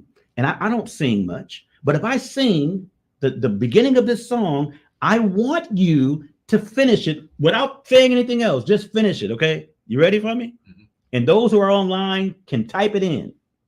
The best part of waking up is Folgers in your cup. You know how we know that? Because we went out and bought Folgers' album because they promoted the Folgers album. Of course they didn't. There was no need to promote a Folgers. Folgers didn't come out with an album. They had a jingle, and that jingle set the music, went beyond our conscious mind and went down to our subconscious mind, and we remember it because we have been made and created as rhythmic beings. So if you put something to a rhythm, we can remember it. It's just what it is. I learned to do some of the things that I do now as an adult by putting it to music. It's just it's a way of literally having it go. It's like music is a vehicle that goes into your subconscious, and it doesn't require your conscious permission. So there's things that, and people know this, man. That's why you go to certain grocery stores, y'all, and they have music playing, right? And then you go, ha! The principle of reflection just kicked in, because now I'm hearing this music and I'm walking by Tide, right? The detergent company. Why does every company have a jingle? I'm just going to ask. They want to keep their brand in your mouth, in your mind. It's somewhat of a rhetorical question, but I'm asking for everybody to think about it. Think about why, to the point I'm making here, why does every company that's going through a marketing deployment, promoting their product, why do they always do it to music? Why do they do it to jingles? Right? It's jingles I remember when I was a kid. And if I started singing them, you'd be like, what the, when I was a kid, they had Iron Man, Spider-Man, the Hulk, all the Marvel characters that came on different days of the week, and they all had a theme song. I memorized all the theme songs, not because I'm so, brilliant with my mind, but my mind is made and is created by God to take in information, right? A way that the information can go in without me consciously thinking about it is you put it to music. So if you've never heard that, guys, go do your own personal research, because I don't want to be on the soapbox with this thing, but just know, to my point with the hip hop artists, it is not the decision of necessarily the hip hop artist on what music is going to be played, right? It's the executives who are determining.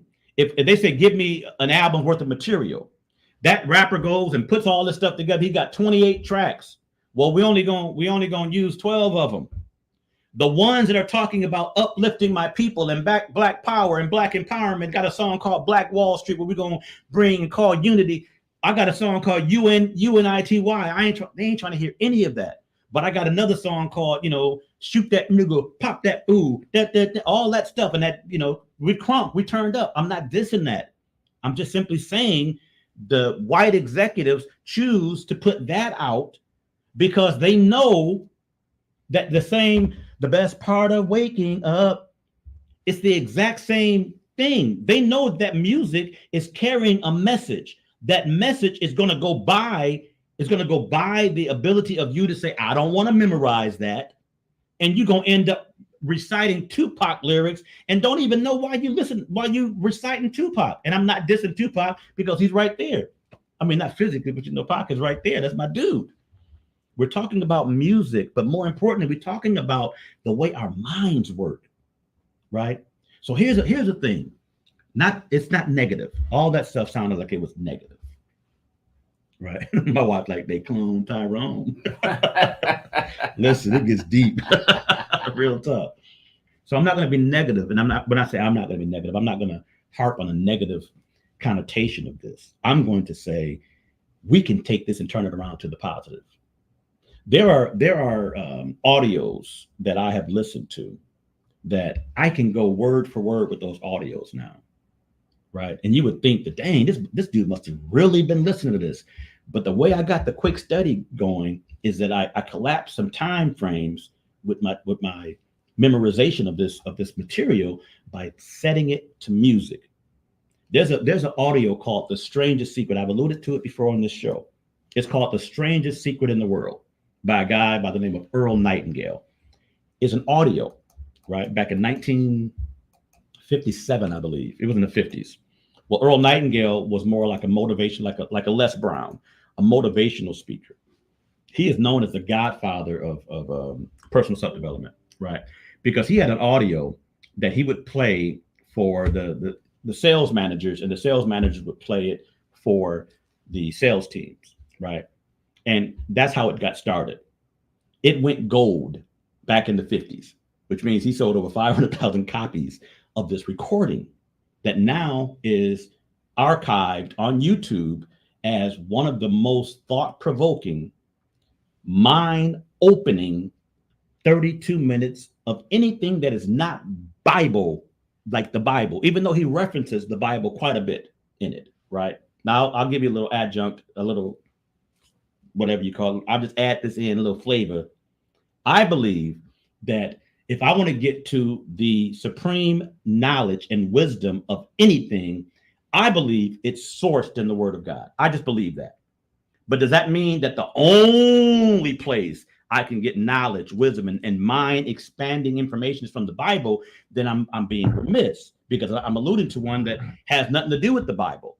But if you listen to it, he references, the Bible, a lot of stories in the Bible, because the wisdom that anyone would speak in the natural, and if it's really wisdom, you'll find it's got its origin in the Bible. It ain't nothing new under the sun, guys, right? So the point is utilizing music to help you to reshape your thinking, because it is our thinking that is causing us to make decisions. Well, let me say this. It is the information that we receive. Then we take that information, we work it around in our minds. We take what we think is facts, what is true, and what we think is bull, and what we think is real good. Oh, that was good. I'm gonna hold on. Let me write that one down. We do that. All of us do that, right? Subconsciously or consciously, we do that when we hear something, right? And then we say, I'm going to now, I have a knowledge base. I'm going to make a decision. So I've already said that what separates successful people from unsuccessful people is the manner in which we make decisions. Successful people make decisions really quick, real fast, and they're very slow, if ever, to change their mind. Unwealthy people, statistically, make decisions very slow, if ever, and they're very quick to change their mind. So we know that the decision-making process has to be corrected. And if you want to be statistically rich, do what they do. If you want to be statistically not rich, unwealthy, do what they do. You ain't gotta guess. You can just do it. That's right. Right. So what I'm saying is, now knowing that you make decisions a certain way, change the way you make decisions, but also change the information that's coming that you're making the decisions on.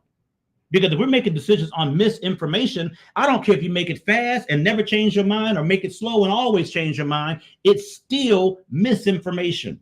That's right. You did. So this is a real deep conversation, but it's 100%. If you think about what I'm saying, it's nothing spooky about it. It's just the way our minds have been crafted. It's things that you remember about your childhood, that if something can happen that will bring you to remembrance of something that happened in your childhood that you weren't even consciously thinking about.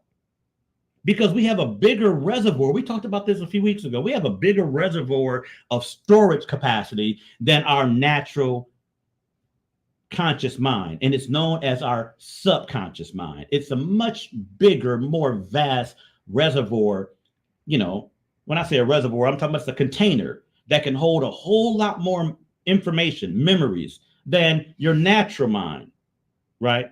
Some people even try and tap into their subconscious by thinking about something so deep and putting emotions to it, and it brings it up, right?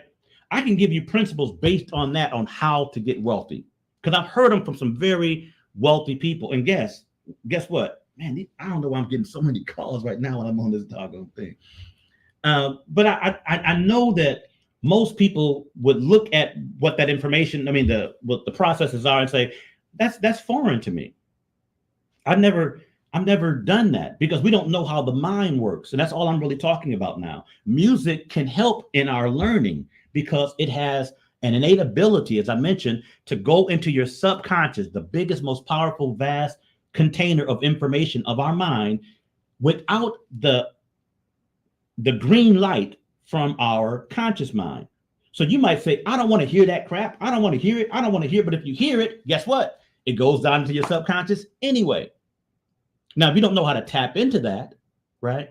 I learned a principle from a gentleman. He says, listen, you don't get in life, and you might have heard this too, you don't get in life what you want always, but you do get what you picture.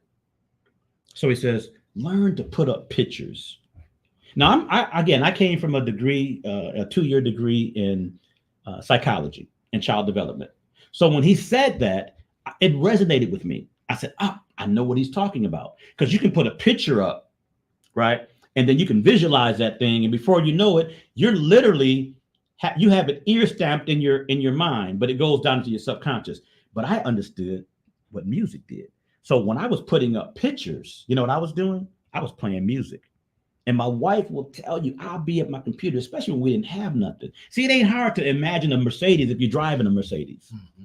Right. It ain't hard to imagine a big house if you're living in a big house, or visiting people that got big houses. But when you're living in a 1-bedroom or 2-bedroom apartment and you're catching the bus, yeah, you better do something to change that dynamic. And what I would do, and my wife would, again, she can attest to this, I would listen to music, just jazz music that's easy listening, going. But I'm also, the music is the bed, and the information that's on top of the music is the strangest secret. Think and Grow Rich, right? Mm-hmm. Think Big, or The Magic of Believing by Claude Bristol. It's so many different books, and we're going to have one section. I'm going to say it now. We're going to have a session here that all we're going to do is talk about books that I would suggest that many of us need to read and reread, right? And we can talk about personal self-development, right? So this guy says, you don't always get in life what you want, but you do get what you picture. That was just one piece of information. I already had the other information about what the music did, right? So I said, let me just put all these things together. And then you wonder why. Listen to this. We would go, Malcolm, to car dealerships. Mm-hmm. And as opposed to just going, what some people would do, they would just go and take pictures. Say, Malcolm, go to this car dealership with me. They take pictures, and they have Malcolm take a picture of Joe standing next to a Rolls Royce. Mm-hmm. And then I would take that Rolls Royce and I would put it on my wall and then look at it. You know what I'm saying? Right. Envision myself in that Rolls Royce. That's powerful. but it's not as powerful as taking that and creating an experience, going into the Rolls Royce, sitting in the cabin of the Rolls Royce, Right. touching the steering wheel and seeing how that leather is so wrapped so perfectly. And then you just go, and it's something about being inside a $340,000 car. Makes you feel some kind It of way. smells a certain way. I'm being 100, man. It smells a certain way. In other words, you get your emotions into it. So I've learned, bro, it's not just the pictures. It's not even just the music. You want to get your emotions involved. Because if you get your emotions involved, you know what it does? It intensifies the process of it going down to your subconscious. So I was taking pictures of my old rusty hand, right? Because I know my hand better than I know anybody else's hand. And I put my hand on the Mercedes steering wheel like this, and then took a picture. So every time I looked at pictures, I'm looking at, I know that's my hand. It's your hand. And I'm envisioning that's, I'm matter of fact, there's a word. What's that word? Let me get it. Come on. Come on. Help me out. It's not a scripture. Hold on. I don't. Malcolm, man, we gotta buy, but I'm not talking to you right now, bro, because you ain't gonna know what I'm talking about. I'm trying to go into my database and get something. Give me a second. Here. Dang it. It says something like, become the good that you desire, or something of that nature. Dang it, I know that script. I know that I was going to call it a scripture. It's not a scripture. But what it really is speaking to, and I don't want to sound like I'm babbling. This gentleman was saying, Joe, what I do, and he at the time he owned a Phantom, he owned a Porsche Panamera, and he had a Lamborghini. I mean, just to name a few of his cars, right? So he wasn't like no dude that's was talking about, I'm driving a Ford Taurus, and I'm telling you, man, Joe, you need to do this, and you have a Bentley. He was sharing what he had done when he was living in his dad's, house, not making any money, but believing that there was something more for him. Mm-hmm. And what he ended up doing was getting his emotions tied into it. So it wasn't just that he was, visualizing, he tied his emotions into it. Because when you tie your emotions into it, think about it. We talked about it one time, man. The emotional state of a child being traumatized, that one thing that happened, what made it so indelible and made it go down so deep was because of the emotions that trauma brought. That's right. You dig what I'm saying? Yes, so as opposed to saying, man, that's terrible that happened, how about we look at it, okay, that's just the way it works. So if it works for something negative happening in your life, why not use it for something positive that we want in our lives? So tie your desire to a picture, to music, and to your emotional state. So I have a index card on my drawer. So when I pull back from in my mortgage office, if I pull back from my desk, a half a foot, I can just look right here, look down a little bit, and I see a note to myself. You know what the note says? You can do it. The note says, I'm so happy and grateful now that I earn $30,000 plus per month in my mortgage office. Every time I get up from the chair, I see that. Every time I scoot up to the chair, I see that. Every time I'm on a boring call, nobody, if anybody from my coworkers or my boss is listening, none of the calls you've had are boring, sir.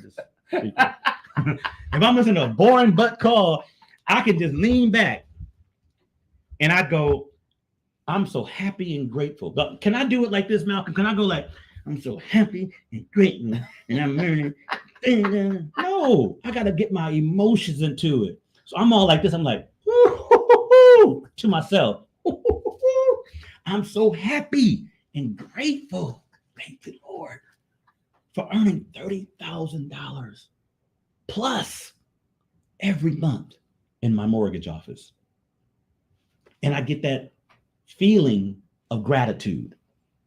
Bro, I'm telling you, there's something about God and the way he set this thing up that when you do things in a certain way, matter of fact, there's a book, and I'll tell you about the book. It's called The Science of Getting Rich. It predates Think and Grow Rich, which means it came out years before Think and Grow Rich. Mm-hmm. It's called The Science of getting rich.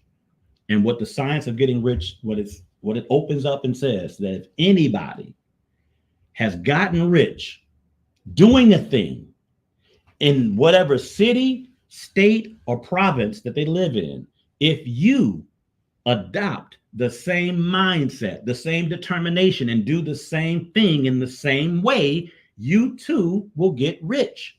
Because there are tall, dumb people that get rich. There are short, fat, smart people that get rich. There are purple people, blue people, and red people that get rich. Being rich is not relegated or designated for only one ethnicity, right? But it's learning to do the things, I call it getting a case of the DRTs, doing the right things, doing a thing with the right energy, with the right, you know what I'm saying, in a certain way.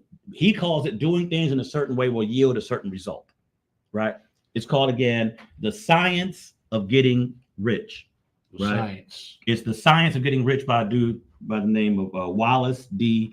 Wattles, right? So I say that to say this, guys. You can inundate yourself, and I inundated myself with the science of getting rich. Because, again, I like the audio. I got the book, but I might read that book, and before you know it, the itis starts kicking in, right? But if I listen to it on audio and I have music playing, even if I fall asleep, guess what it's doing? It's going into my subconscious. And I can remember a lot of what that book was saying. Why? Because, and a lot of times I'm not just remembering it so I can just quote it. I'm remembering it so it can be part of my thinking process, part of my decision-making process, right? That's why I make decisions very quickly when it comes to things that are very important, right? I'm not talking about making a decision on what we're going to eat today, because I ain't got to put no thought to that. Lord willing, we're going to eat, and whatever my wife cooks is going to be good. Wherever we go to eat, it's going to be all right. You know what I mean? Sure.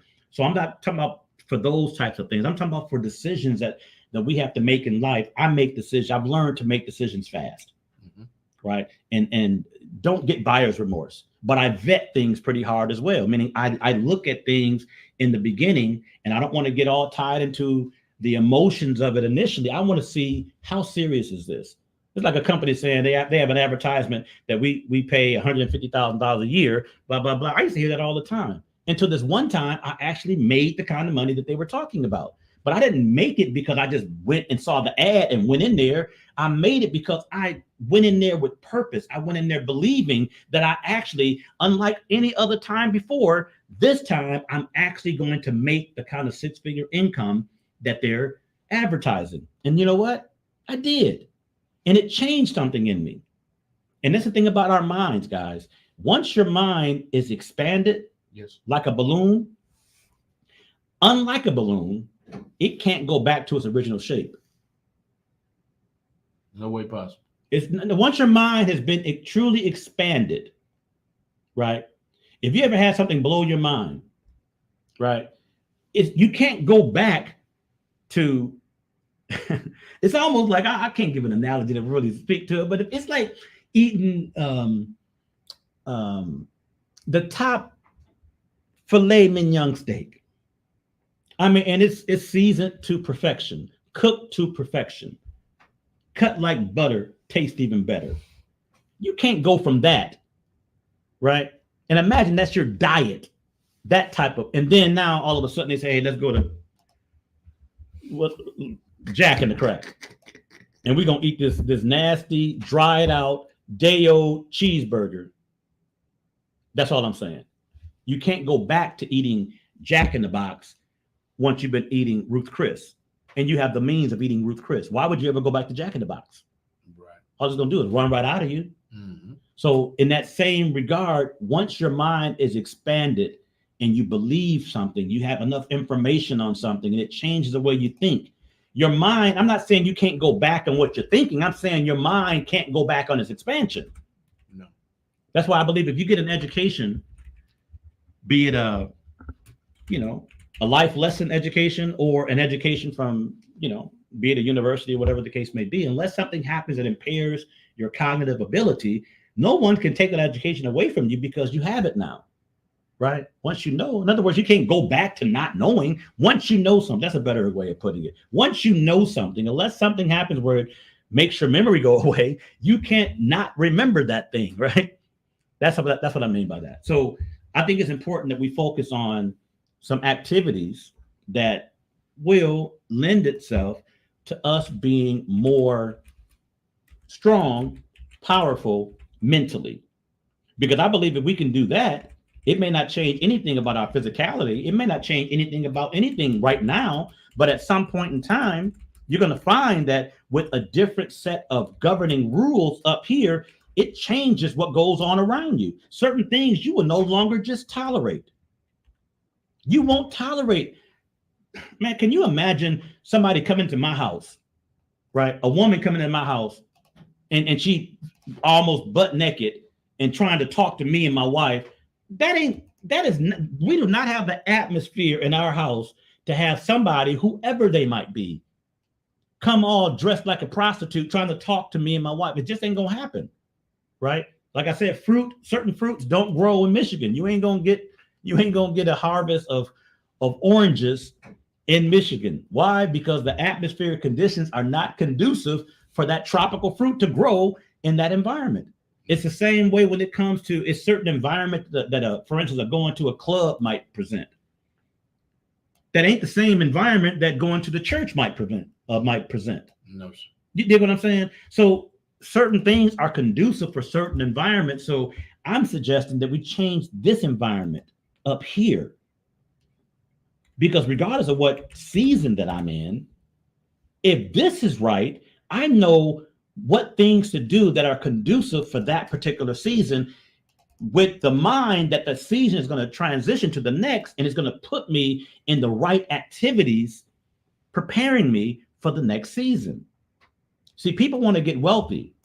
They want to be independent. They want to live at peace. They want to have all the finer things in life, whatever it might be. See, there's nothing wrong with that.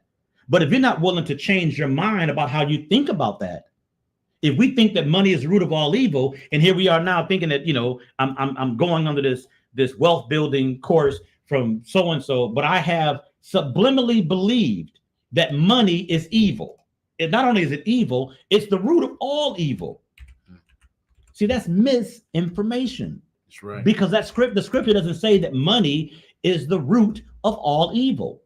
It's been misquoted so often that people continue to misquote it. It is the love of money that is the root of all evil. I mean, it just seems like it's a very simple variance, but it makes all the difference in the world.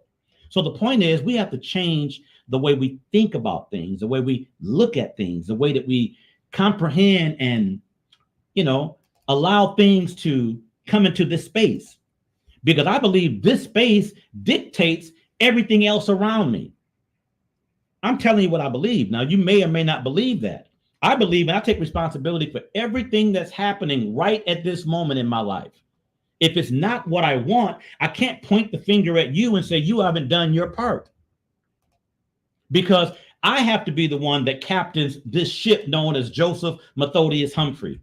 As Malcolm has to captain the ship known as Malcolm in the Middle Action Jackson.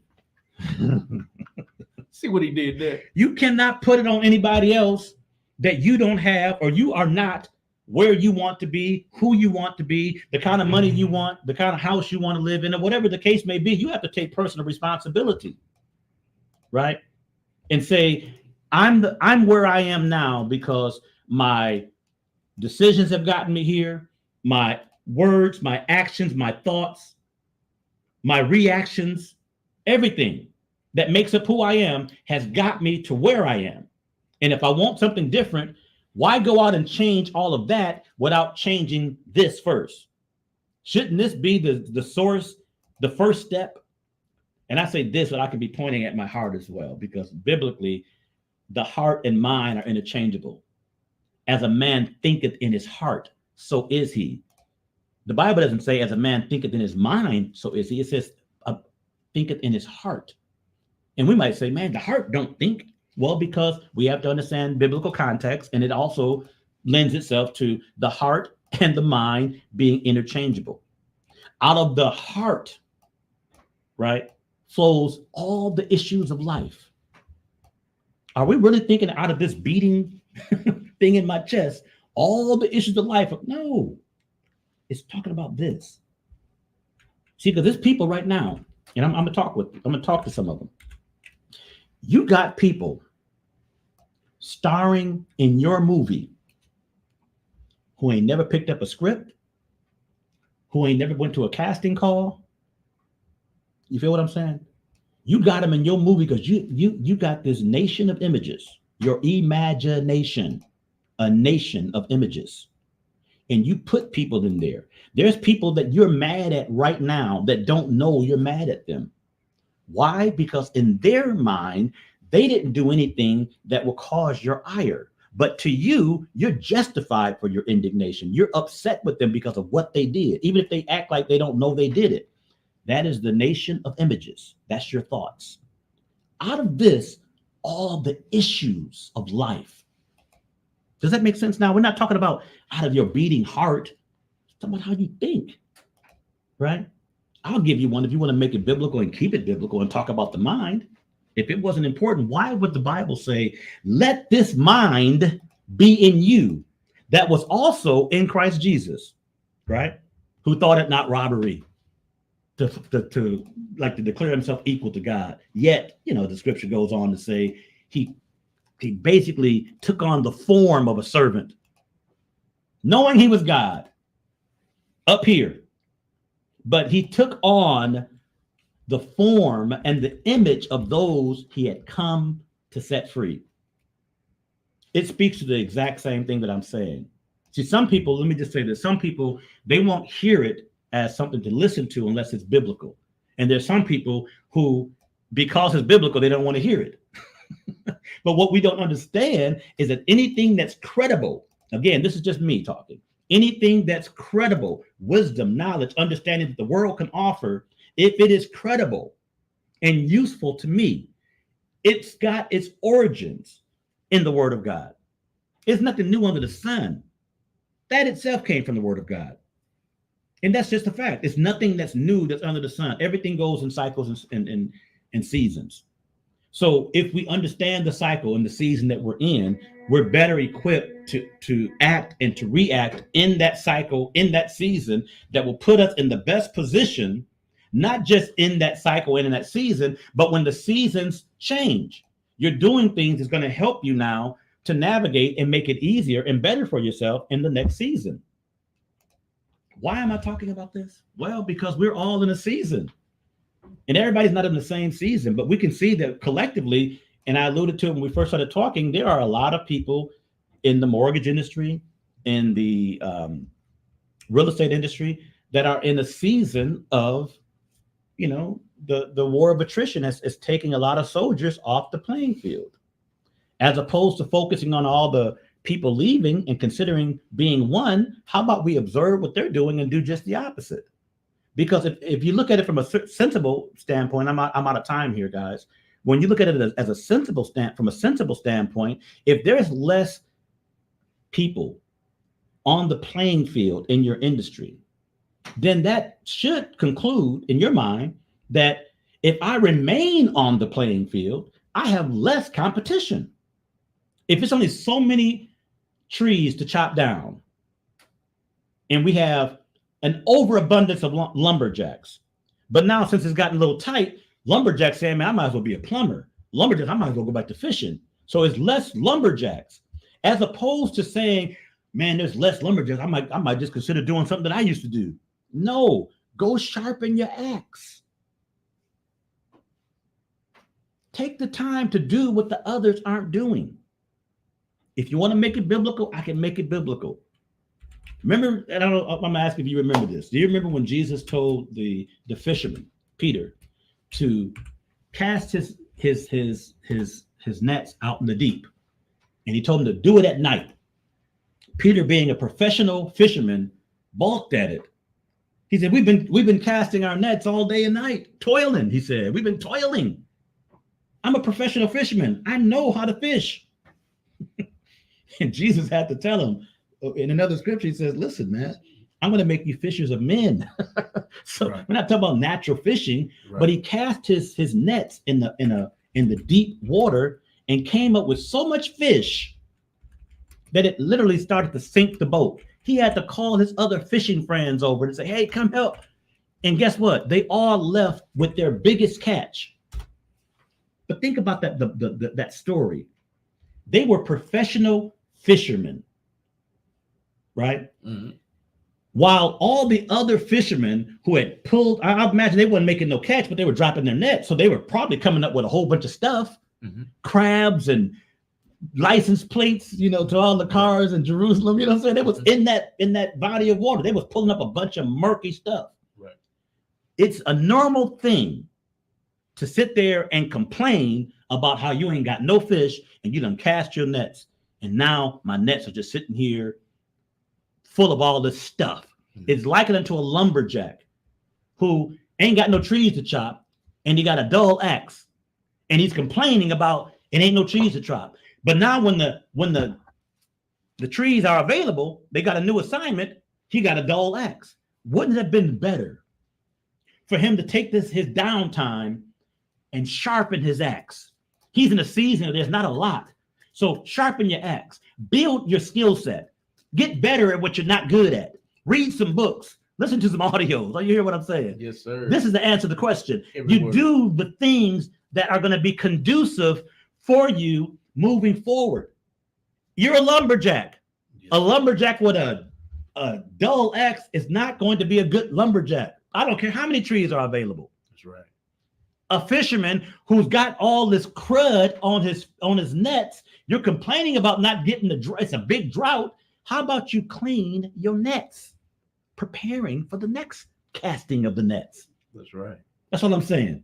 Mhm. But there's one more lesson, man. I've learned this lesson. Come on. It must be done at the appropriate time, or else you are not getting the case of the DRTs. You are doing something, but it's not the right things. We call them income generating activities if we're in business. So it's not time to clean your desk when you should be prospecting. You dig what I'm saying? Oh, I'm gonna sharpen my axe. Well, you can't sharpen your axe now because guess what? You're on assignment to chop down some trees, partner. That's right. You're supposed to do that on your downtime. Mhm. And downtime ain't got to be downtime. It's just like they teach them, in the Army. Mhm. If we have a ceasefire, they teach people in the armed forces, go ahead and clean your gun now. Right. So we're not in the middle of battle, Right. and you got a gun that's clogged up, it got too hot, or you didn't oil it, or whatever. A jam or whatever on you. When you need it, it ain't gonna be there for It's you. not gonna be there for you. That's right. Think about that. I didn't know that, but a buddy of mine told me that. That's real talk. Mm-hmm. That's really what I'm talking about. So we're always talking about mortgages and we're talking about, buying a house and getting our credit and having this and having that. But man, it starts with the way we think. That's right. It starts with the way that we process things. If we want to change our environment, change this environment first, because whatever's up here is going to eventually make itself manifest. Out of the heart flows the issues of life. We ain't talking about just coming out of your beating heart. We're talking about that CPU behind our eyes and between our ears. That's right. And that's why, again, I'm not opposed to rap music, but I am opposed to the greedy powers that be inundating our neighborhoods, our communities with all that debauchery in the music. That's right. Because they know that's, the artist may not be fully cognizant of all of the effects, though most of them know, but they're getting paid to do it. So, if I do a conscious rap, it ain't gonna get as many spins. Nope. If I do, the gangster thing, it's gonna get a lot of spins. Mm-hmm. It means I'm gonna get a lot of payola. That's right. And if we're moved by that, then we understand why the Bible says that the love of money is the root of all evil. It's not the money, it's the fact that you love it and will do anything to get it. And won't do something else that would otherwise be the right thing to do because it ain't attached to money. Mm-hmm. Now, how many people know people like that and you don't like to do anything with those types of people? If it ain't got no money attached to it, and I hear people say that, they think it sounds real like they're a boss. But look at it in the mirror, self-reflection, you a double SOB. A double SOB. Come on, man. It's going to keep coming back, man, because it ain't like I'm making it up as I go. This is just how I think. Not a boss, but a boss spelled backwards is a double SOB. OB. You ain't just an SOB. You a double SOB. calling yourself being the boss, because all you talk about is me, my, me getting what I want. Me. Can we talk for 2 more minutes? Yes, sir. I remember being in the mortgage industry, sort of not new, but I was back in the industry. And for those that have heard all this and listened to this, I thank you for your time. We're going to be closing out in a moment, but I just want to tell this quick little story. And it's nothing major, but it's just something that speaks to my thinking then and now, right? The manager of the office wanted all of us to, he was trying to motivate us. And he says, I want everyone. He lined all up and we were in a big circle, basically. He wanted everybody to go down and tell him and everyone else what our goals are, right? It's because he says, if you don't set a goal, a tangible goal, and a method to get to that goal, you ain't gonna ever get to it. So he said, you gotta, I believed in that, and he believed in goal setting. And everybody was saying, I want this, I want that, I want to buy this, I want to get that, I want this. And then some people trying to be modest. He said, don't be modest, because if you say, oh, I don't really want nothing, then you ain't gonna work in this office, because you're working for commission. And if you ain't on no mission to get that commission, I don't need you here. That's basically what he was saying. Right. But when it got to me, he was saying, okay, Joe, what do you want? What do you want? What's gonna make you get up early and stay out late and do this job? And I said, I want to buy my wife a house. And he said, that's a great motivation. I said, what? But my way of doing that is I'm going to help as many people that I possibly can get their house. And by the law of reciprocity, me and my wife will have ours. Some people like this, what did that dude just say? Mm-hmm. Talking about the law of reciprocity and And I said, listen, I'm not chasing how many deals I can get, because I'm chasing deals. I'm looking at how many people can I help. So if you mistake by looking from the outside in, oh, Joe's like a hustler. He's out there trying to get all the deals. I'm trying to help the most people, because the more people I help, in my mind, the more I help myself and my cause. That's right. Real talk. Mm-hmm. So just that tweak in thinking made a few people say, that makes sense now. Yes, sir. I don't have to chase the dollar. I said, man, we got to flip the script on this thing. We always trying to chase dollars. We should be attracting in our life, attracting money into our life, not chasing it. To chase money is a tough endeavor.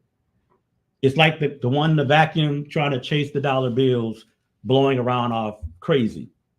But if you had a systematic way of letting all the wind die down and get a doggone broom and dustpan, you could, when the wind ain't blowing, you can sweep up all the money.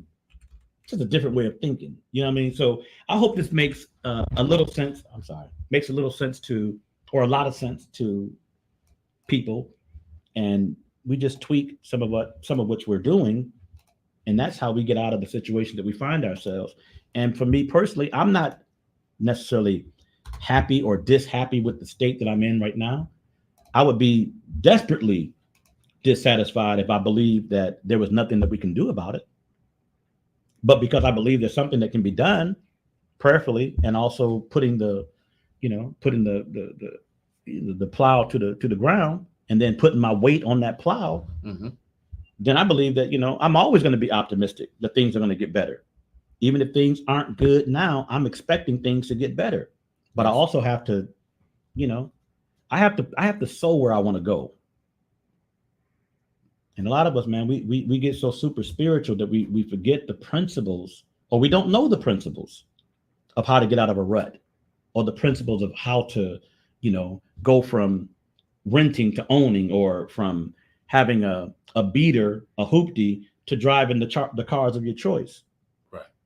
And how dare anybody say that you're just being materialistic because you've driven hoopties, you've caught the bus, you've done all that, but now you've gotten something in your mind that makes it that now you've learned a principle, and now they laughed at me and Cindy when we had Mercedes Benzes on the walls, bro.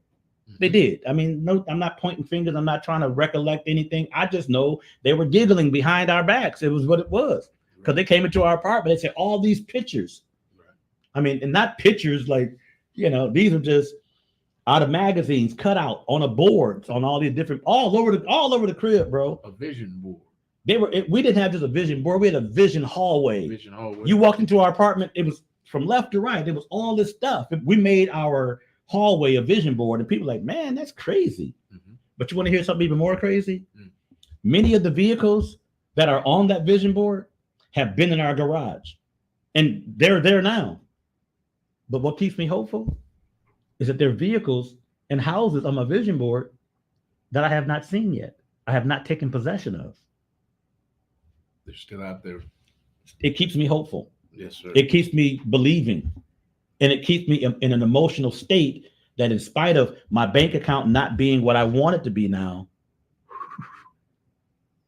I'm imagining David felt the same way, man. When David was facing Goliath, he was feeling the same way that I'm trying to describe. You know why? Because he had just defeated the lion and the bear in the wilderness. He only had a slingshot. So when Saul, the king, tried to put him into all the armaments that all the soldiers had on, when he tried to put it on David, the Bible says that David just shook it off because it just didn't fit him. And he says, I'm going to go out and trust what I've always trusted. Yes, sir.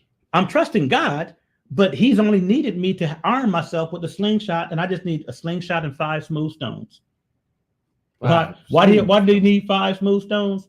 Because Goliath had 4 brothers. He knew he wasn't going to miss. He didn't need 5 shots to get Goliath. He only took 1 shot right between the eyes, killed him dead, and then took his own sword and chopped his head off. Mm-hmm. Now, we don't know Bible. You probably think I'm talking about a horror movie. Right. But that's the story of young David. And Goliath. So I say that, man, to say that we can learn and derive certain things from that.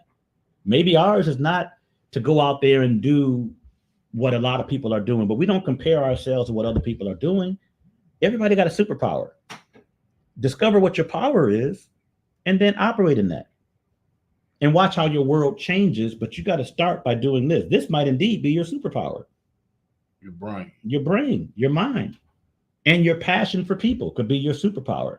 It might not have shown itself to be a superpower because it hasn't yielded itself with the harvest of what you desire. My sister says, write the vision and make it plain. Write the vision.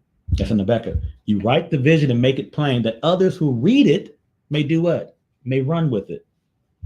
Man, we got too much we can talk about. I'll be here for like 5 more hours talking about all this. So, hey, listen, guys, I appreciate your time today. I want you to tag a friend for the replay and definitely continue to keep us not only in prayer, but certainly keep us relevant by sharing with your friends and people that you know, because you never know what we're going to be talking about, but it's all going to hopefully be good stuff that you can take, information that you can definitely expect transformation. And as I said, news that you can use.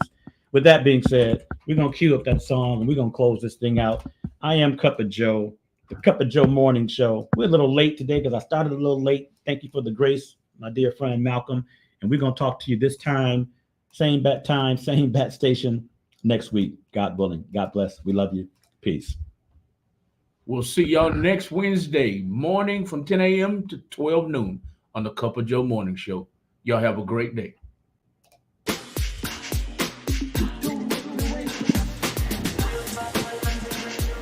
Cup of Joe morning show.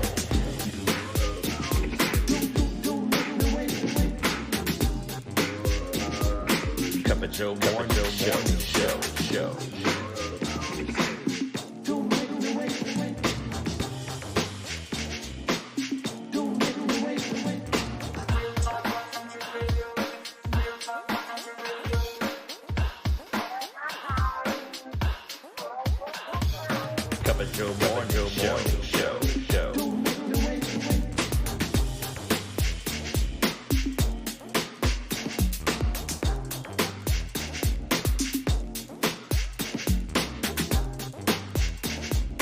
Cup of Joe morning show.